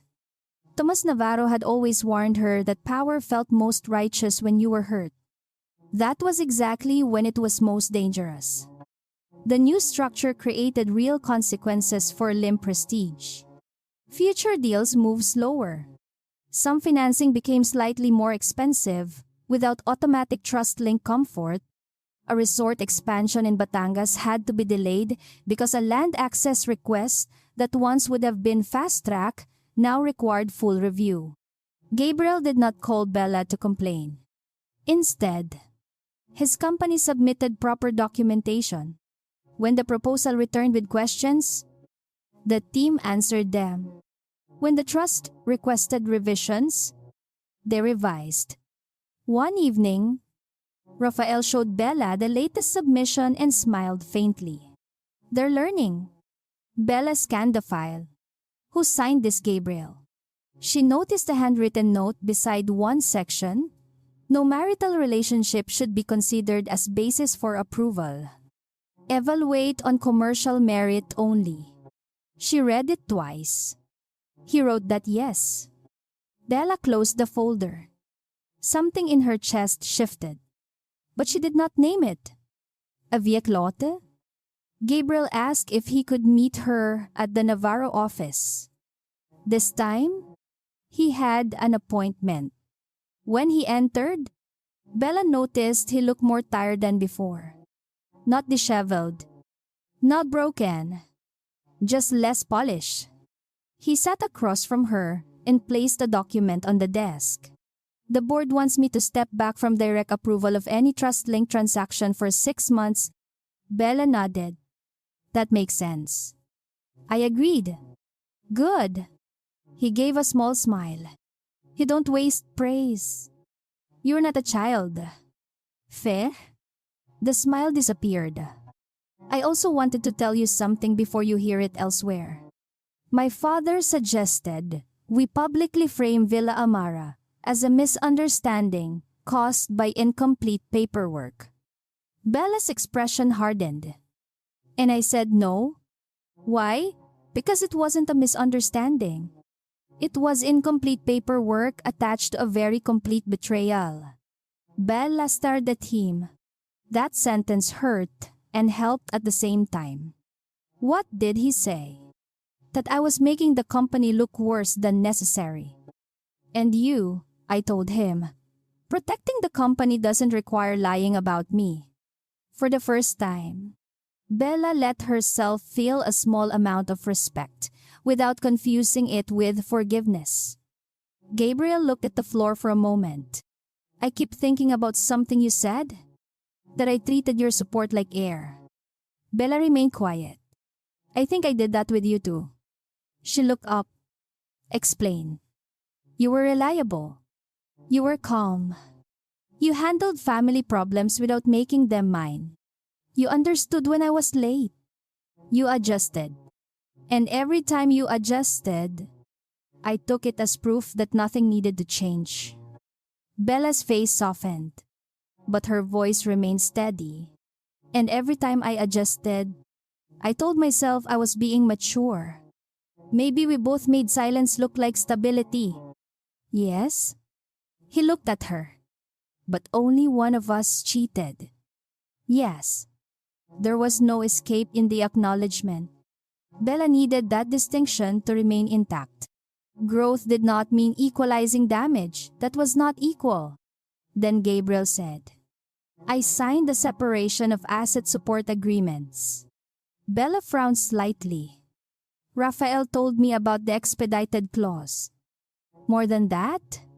He slid another file toward her. Any discretionary spousal link guarantee or informal consent authority connected to me is removed. If we stay married, I still don't want business access because of it. Bella opened the file and scanned the amendments. This makes some of your projects harder. Yes. Potentially more expensive. Yes. And you're doing it before I decide whether we're staying together. That's the point. He looked directly at her. I don't want the company to benefit from the possibility that you might forgive me. Bella did not know what to say for several seconds. In the past, Gabriel's instinct had always been to preserve optionality. Keep the marriage while deciding about Camille. Keep the corporate route while planning a personal transfer. Keep every door open until he chose one. This was the first time she had seen him close a door himself. She leaned back. Why now? He considered his answer carefully. Because I spent most of my adult life proving I didn't need anyone. Then I built everything around support I refused to acknowledge. When I finally wanted something that felt completely mine, I used money and a house to manufacture that feeling. Bella looked at him. And now I think independence isn't pretending you owe nothing. It's knowing what you owe and not exploiting it. She said nothing. He added, I owe you honesty. I owe the company better governance. I owe Camille the truth I should have given before involving her. And I owe myself the discomfort of rebuilding without shortcuts. Bella closed the folder. That's a lot of insight for a man who couldn't read a trust schedule 2 weeks ago. Gabriel laughed quietly. I've had a bad month. You created it. Also true. The conversation might have ended there. But Bella asked something she had avoided. Why didn't you leave me? Before starting with Camille, Gabriel went still. He could have said fear, family pressure, timing. Instead, he answered after a long pause. Because I didn't actually want to lose you. Bella's eyes hardened. That makes it worse. I know. You wanted me and her. In different ways. Still worse. I know. He exhaled. With you? I had history. Home. Someone who knew every version of me. With her, I had admiration without accountability. I convinced myself I was choosing between two lives. The truth is, I wanted the comfort of one and the escape of the other. Bella looked away. She hated how accurate it sounded. And the villa, a way to make the escape feel real, before I had the courage to destroy the comfort. Her throat tightened. At least you understand why that's cruel. Ida now. Too late. Yes. Bella stood and walked toward the window. Makati stretched below. Orderly from a distance. Chaotic up close. I loved you, she said quietly. Gabriel's face changed. Not love. Loved. Past tense. I know. No. I don't think you do. I built my life around making space for yours. Not because you forced me. Because I chose to. She turned back. Then you started treating that space like proof I had no life of my own. Gabriel swallowed. I'm sorry. I know. But I need something more useful than sorry. Tell me. Don't ask me to tell you how to become better. He stopped. Bella continued. That's another form of labor. I'm tired of doing it for you. He nodded slowly. Understood. You need therapy. Not because you cheated. Because you keep confusing control with safety and admiration with love. Gabriel almost smiled at the bluntness. I already started. Bella blinked. When? Last week? She had no response ready for that. I'm not telling you to earn points. He added quickly. Good. You keep saying that. Because you keep explaining that you're not performing. Fair? The first real crisis under the new business structure came soon after. Lim Prestige needed trust consent for a temporary construction access route tied to Monteluna's next phase. Without it, the project would face a 3-month delay. In the past, Bella might have approved it quickly after Gabriel explained urgency over dinner.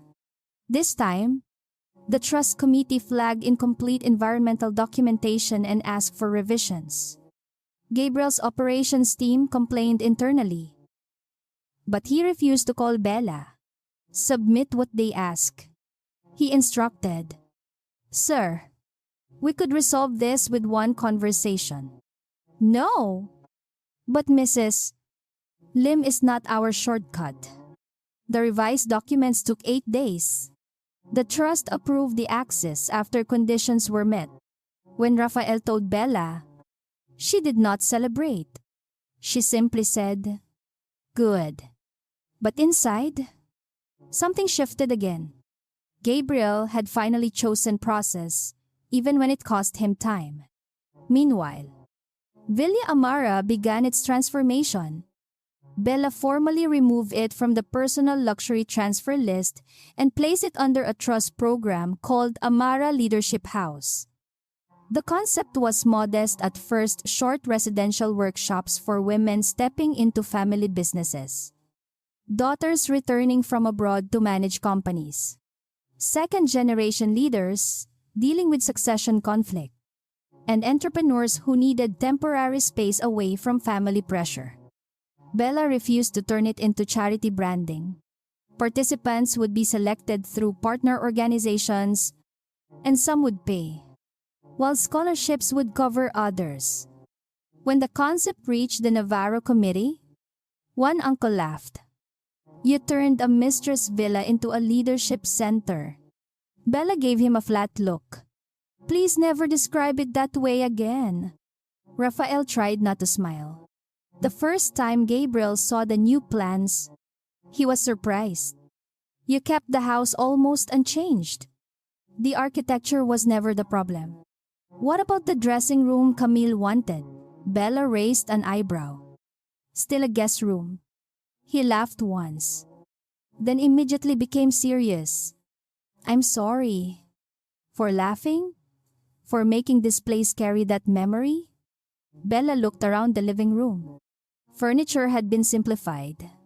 One wall now held whiteboards and pin-up panels for workshop sessions. The lacquered gift box remained in a cabinet. Not on display, but not discarded. The memory exists, whether I keep the house or not. She said, I'd rather change what happens here. Gabriel nodded. That sounds like you. You're finally noticing. They walked onto the terrace. The acacia trees were still there, branches moving in the wind. Bella leaned against the railing. Papa insisted those stay. I didn't know. Of course you didn't. The words could have been cruel, but her tone was almost amused. Gabriel accepted it. Tell me. Bella looked at him. About the trees. About him. About this land. Anything you want? Something in her expression softened. She told him how Tomas had hated developments that erased the character of a place. How he once stopped a contractor from cutting the trees even though it delayed grading. How Bella had sat on the unfinished terrace years ago with her father and imagined what kind of families might stay there. Gabriel listened without interrupting. For once, there was nothing he could gain from the information. No contract, no leverage, no decision, just knowledge of her. At sunset, he asked, Do you think there's any chance for us? Bella did not answer immediately. Not if you keep asking every week. Gabriel looked embarrassed. Right. I'm serious. I can't heal while constantly evaluating whether you've done enough. Understood. I need to... He nodded. Then I won't ask again until you bring it up. She studied him. Can you actually do that? I can try. No. Don't say try like it's optional. He took a breath. I won't ask again. Good. For the next month, he kept that promise. They communicated only when necessary. Sometimes about business structures, sometimes about family matters. Once, Bella texted him because his mother was in the hospital for a minor procedure and she wanted to know if the family needed anything. He answered without turning it into an opening for reconciliation. Another time, Gabriel sent her a copy of a governance report and nothing else. No heart emoji. No, I miss you. No emotional hook. It was strangely respectful. One evening, Bella was working late at the Navarro office. When Raphael entered with a document, You'll want to see this. It was a LIM Prestige Board resolution permanently ending any executive privilege that allowed family-linked transactions to bypass standard review. Gabriel had proposed the policy himself. Bella read the final clause and paused.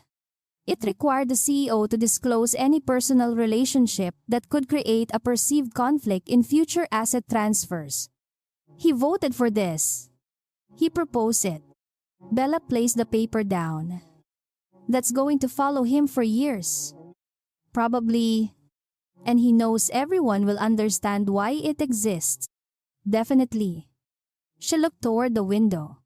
This was the kind of prize she had wanted without knowing how to articulate it. Not humiliation for entertainment. A structural reminder that his mistake had consequences beyond apology. The next morning, Gabriel received a short message from Bella. Saw the board policy. Good decision. He stared at the screen for almost a minute. It was the first unsolicited positive message she had sent him since Villa Amara. He typed 3 different responses and deleted all of them. Finally, he sent thank you. That's all it should have been from the start. Bella read it and placed the phone down. She did not smile widely, but she smiled. A few days later, they met again at Villa Amara for the final trust inspection before the first leadership retreat. Staff were setting up work tables, installing shelves, and arranging simple guest room supplies. Nothing in the house looked like a lover's gift anymore. Gabriel stood near the old gift box cabinet. "You kept it," he said. "Yes." Why? Bella opened the cabinet and removed the box. Inside was the brass key, the torn card, and a copy of the unsigned final transfer page. She laid them on the table.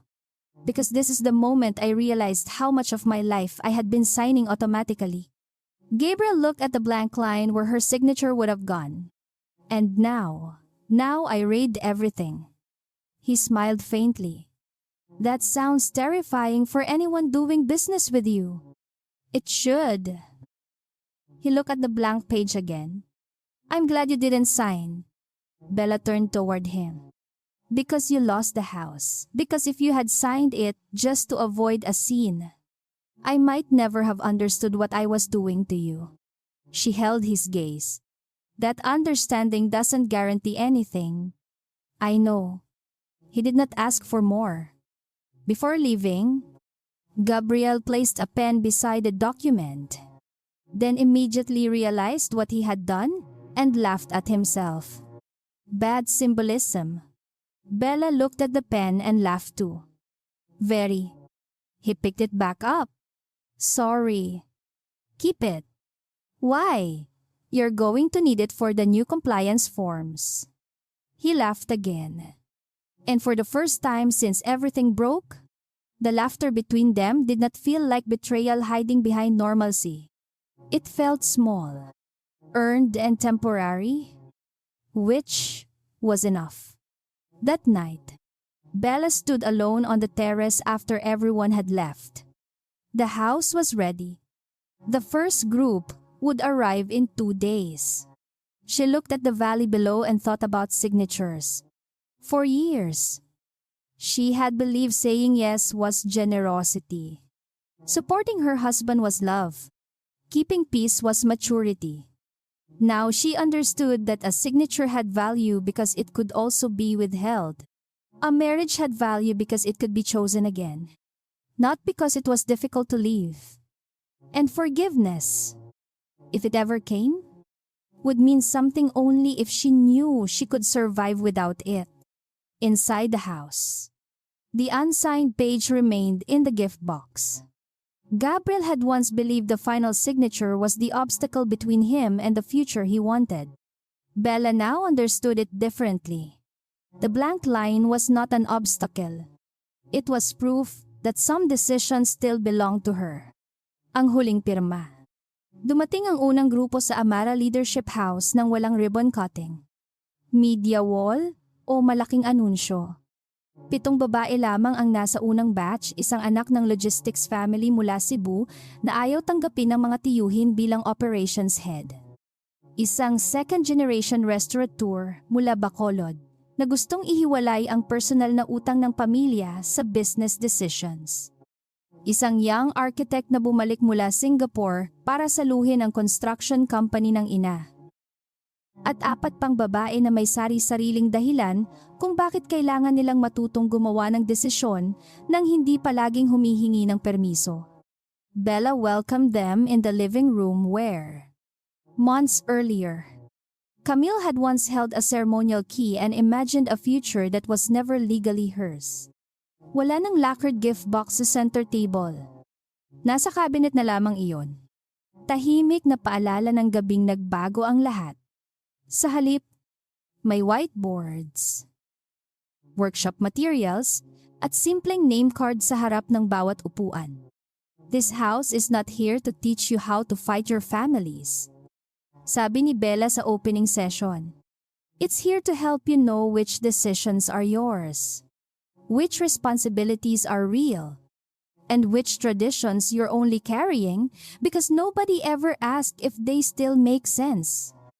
Habang nagsasalita siya, bigla niyang naisip kung gaano kalapit ang sarili niyang kwento sa sinabi niya.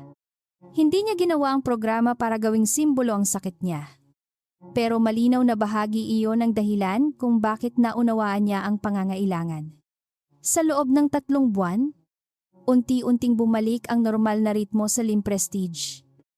Ngunit hindi na iyon parehong normal na umiiral bago ang Villa Amara. Ang bagong governance rules ay nanatili.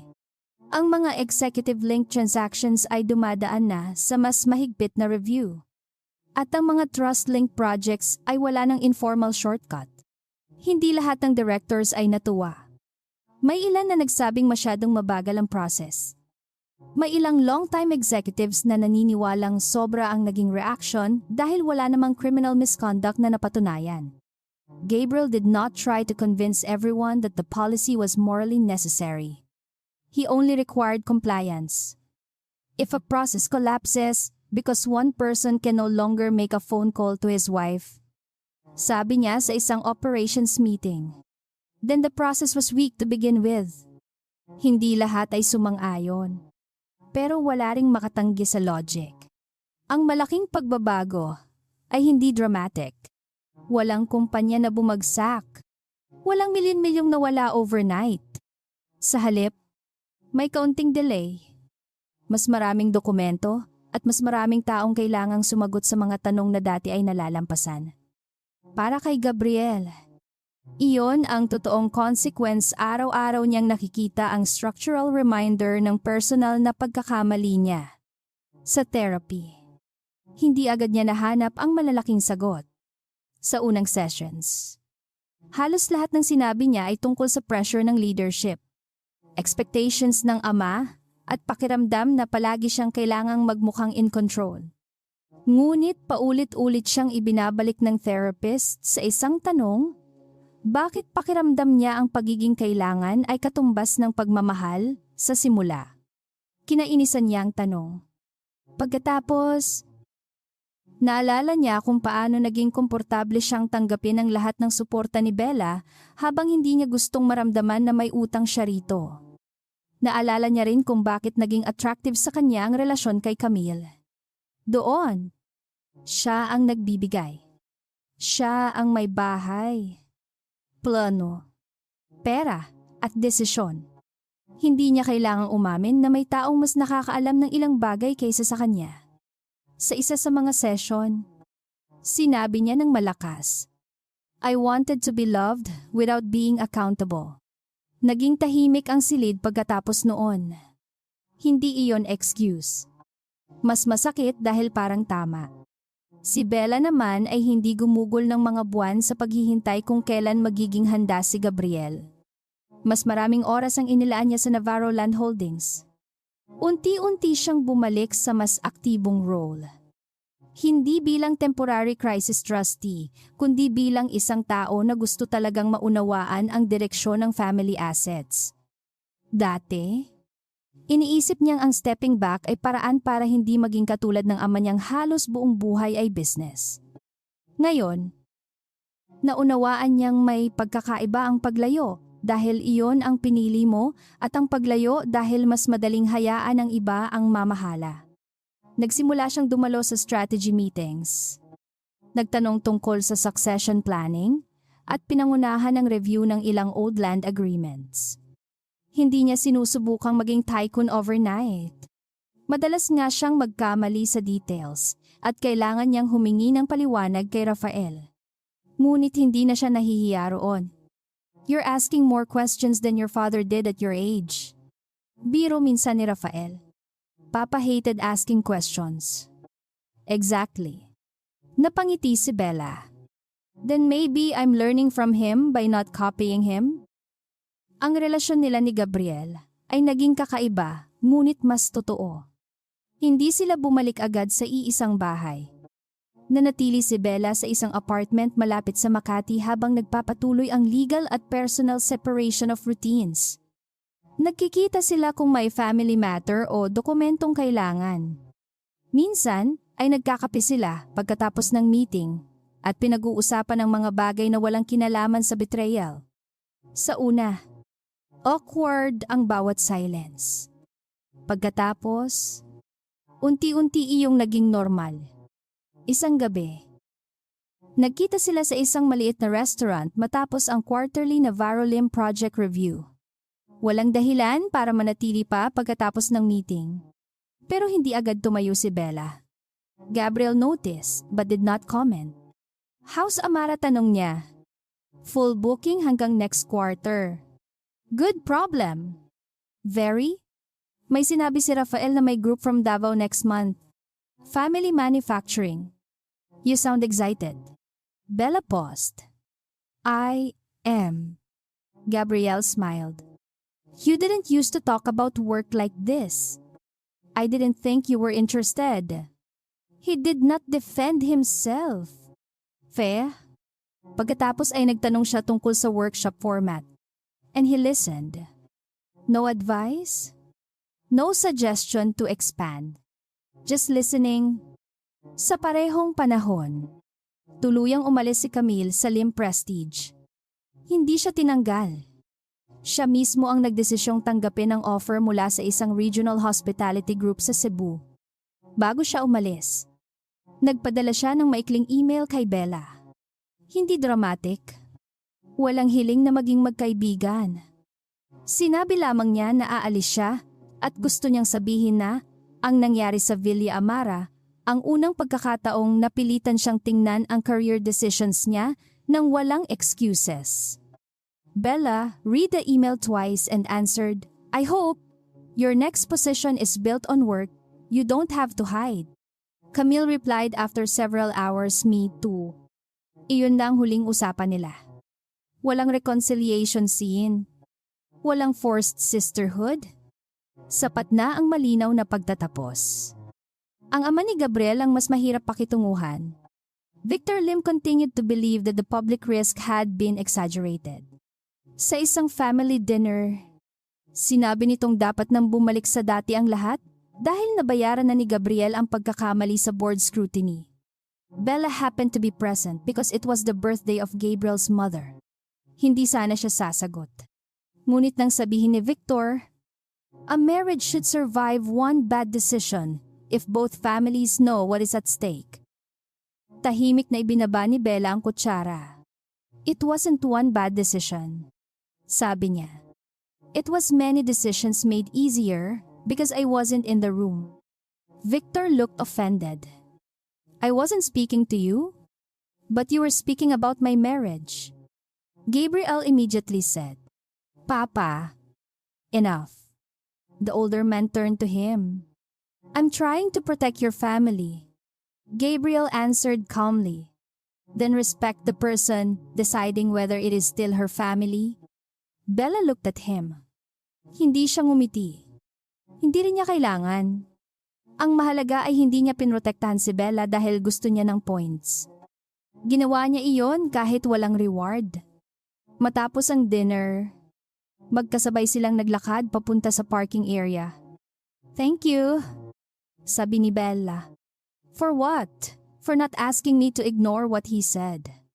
Gabriel shrugged lightly. You don't need me to give you permission to be offended. You're learning fast. Therapy is expensive. I'm trying to get value. Napatawa siya. Pareho silang natawa ng ilang segundo. Then silence. It was comfortable. Hindi pa rin sapat iyon para bumalik siya. At tila alam iyon ni Gabriel. Wala nang tanong na, when are you coming home? Wala nang flowers o expensive dinners. Sa birthday ni Bella, nagpadala siya ng isang maliit na envelope sa Navarro office. Sa loob ay walang jewelry. Isang old photograph lamang ng Bella at Tomas Navarro sa construction site ng isang early family project. Nakuha mula sa archives na ipinahanap niya with permission. Sa likod, May maikling note. You look like you knew exactly where you wanted to stand. Happy birthday! Bella stared at the photo for a long time. Wala siyang sagot agad. Kinagabihan, nag-text siya. Thank you. This one I'll keep. Gabriel replied. Good. Makalipas ang 5 buwan. Natapos ang unang cycle ng Amara Leadership House. Sa closing session, hiniling ni Bella sa mga participants na magsulat ng isang desisyon na matagal nilang ipinagpapaliban dahil natatakot silang madismaya ang pamilya. Hindi kailangang basahin ng malakas. Sa dulo, tinanong siya ng isang participant. Ma'am Bella, kayo po, ano yung desisyon na pinakamahirap sa inyo? Natahimik siya. Hindi niya gustong gawing personal confession ng workshop. Pero alam niyang hindi rin magandang magturo ng vulnerability habang laging nasa likod ng facilitator role. Ang pinakamahirap, sabi niya, ay tanggapin na pwedeng mahal mo pa rin ang isang tao at sabay na kailangan mong umalis muna sa paraan ng pagmamahal ninyo. Tahimik ang grupo. Because sometimes staying is courage. Sometimes leaving is courage. The hard part is knowing which one you're doing for yourself and which one you're doing because you're scared. Walang nagtatanong ng detalye. Hindi na kailangan. Pagkatapos ng retreat, pumunta si Bella sa terrace mag-isa. Sa malayo, makikita ang ridge at ang mahinang ulap sa paligid. Nandoon pa rin ang 2 akasya. Nakahinga siya ng malalim. May ingay ng sasakyan sa driveway. Nang lumingon siya, nakita niyang dumating si Gabriel. Hindi siya nagulat dahil invited ito sa closing dinner bilang representative ng LIM Prestige Development Team na tumulong sa facility operations. Ngunit hindi nito pinilit maging bahagi ng program. Lumapit siya ng walang dramatic entrance. Dan tanong niya, "First cycle? How did it go?" "Good. Messu. Useful. Sounds successful." "Actually, yes." Gabriel leaned lightly against the opposite side of the railing, leaving space. "I brought something." Bella raised an eyebrow. "If it's jewelry, umalis ka na." "Compliance report?" She laughed. "Romantic." He handed her a folder. "It's the first annual review under the new policy. No major issues." She opened the cover. "You came to Tagaytay to give me paperwork. I was invited to dinner." "Right. Also, there's one page you might want to see." She flipped toward the marked tab. It was a summary of trust-linked transactions. Every approval route had been documented without spouse-level shortcut. "Looks clean. That's the goal." She closed the folder. "Good." They stood in silence. Gabriel looked toward the living room windows. "The place feels different." "It is different. I remember the first night here." Bella looked at him. "So do I." "I'm sorry." "I know. I'm not saying it because I think you need to hear it again." "Then why?"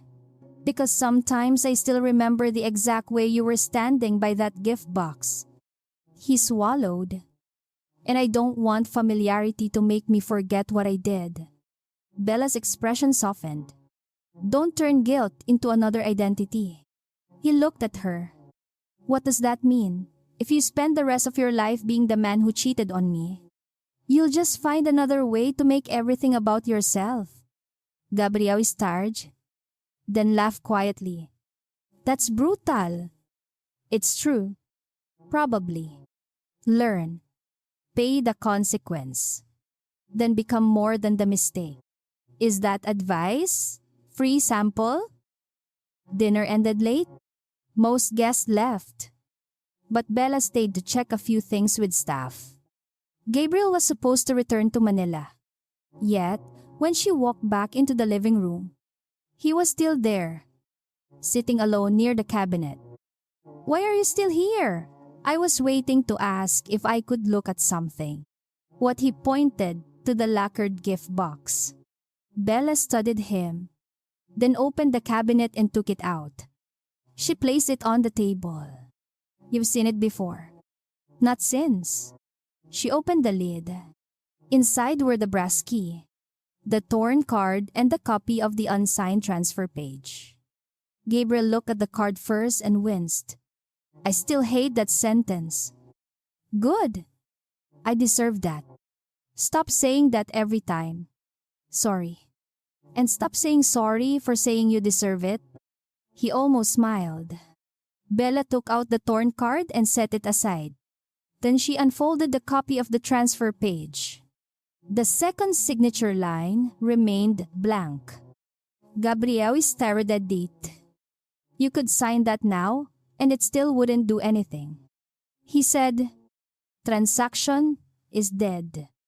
I know. Why keep it? Bella ran her finger near the blank line without touching it. Because this page taught me more than the house did. About what? Consent. Gabriel said nothing. For years, I thought love meant making things easier for you. Signing quickly. Adjusting schedules. Supporting deals. Letting your work be the urgent thing. She looked at him. None of those choices were wrong by themselves. The problem was I forgot they were choices. Gabriel lowered his eyes. And I forgot too. Yes. He looked at the blank line again. I used to think the signature was the thing standing between me and what I wanted. Bella nodded. I know. Now I think it was the first time you made me face the fact that what I wanted wasn't automatically mine. She met his gaze. That includes me. Especially you? There was no hesitation. Bella leaned back. Do you still want us? Gabriel did not answer immediately. Months ago, he would have said yes instantly. Because speed would sound romantic. Now he seemed to understand the weight of the question. Yes, he said eventually. But not the version we had. What version do you want?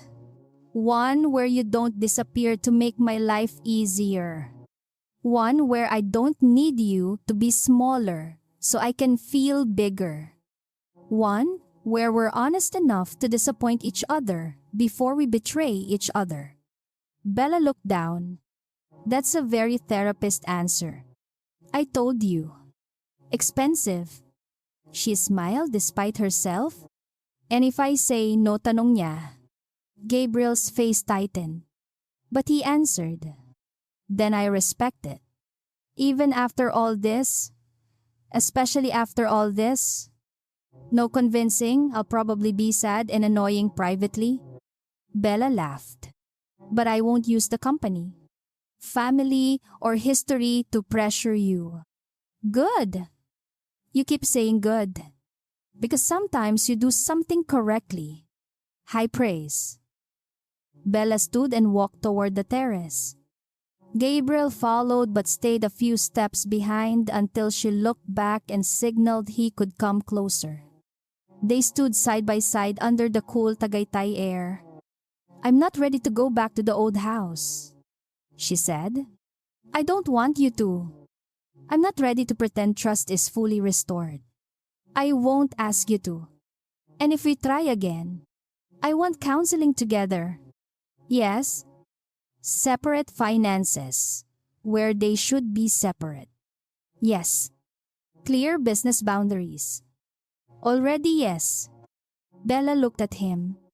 And I want the right to walk away if I realize I'm staying because I'm afraid to start over. Gabriel swallowed. You have it. She nodded. Then maybe we try. He looked at her as though he had not understood. Try. Don't make me repeat it. A smile slowly appeared on his face. But he controlled it before it became too large. Okay. He did not hug her immediately. That mattered. He waited. Bella looked at him for a few seconds, then reached out first and took his hand. No kiss, no dramatic reconciliation, just a hand held carefully, After months of learning not to grab, they did not move back together the next week. They did not renew vows. They did not announce anything to the family. For several months, they treated the marriage like something being rebuilt rather than resumed. They attended counseling. Sometimes sessions ended badly. Bella learned she still had a habit of withdrawing when angry. And Gabriel learned he still tried to solve emotion like a business problem. There were arguments about small things that exposed old patterns. Once, Gabriel canceled a dinner because of an emergency board issue, and Bella immediately went silent for 2 days. In counseling, she admitted the silence was punishment disguised as self-control. Another time, Bella changed a trust meeting schedule without telling him because she assumed he would not care. And Gabriel called out that she was still deciding on what he cared about instead of asking. Progress was not elegant. That made it real. Nearly a year after the Villa Amara incident, the marriage was not perfect, but it belonged to both of them again. Bella remained active at Navarroland Holdings. Gabriel remained CEO of Lim Prestige under stronger governance. The two organizations continued doing business, but every transaction went through proper review. Amara Leadership House expanded to 3 retreat cycles a year. The first participants began mentoring the next group. One afternoon, Bella entered the living room after a workshop and found Gabriel helping staff move chairs. "CEO duties?" she asked. "Apparently, you're holding the chair wrong. It's a chair." And yet, he rolled his eyes. Bella laughed.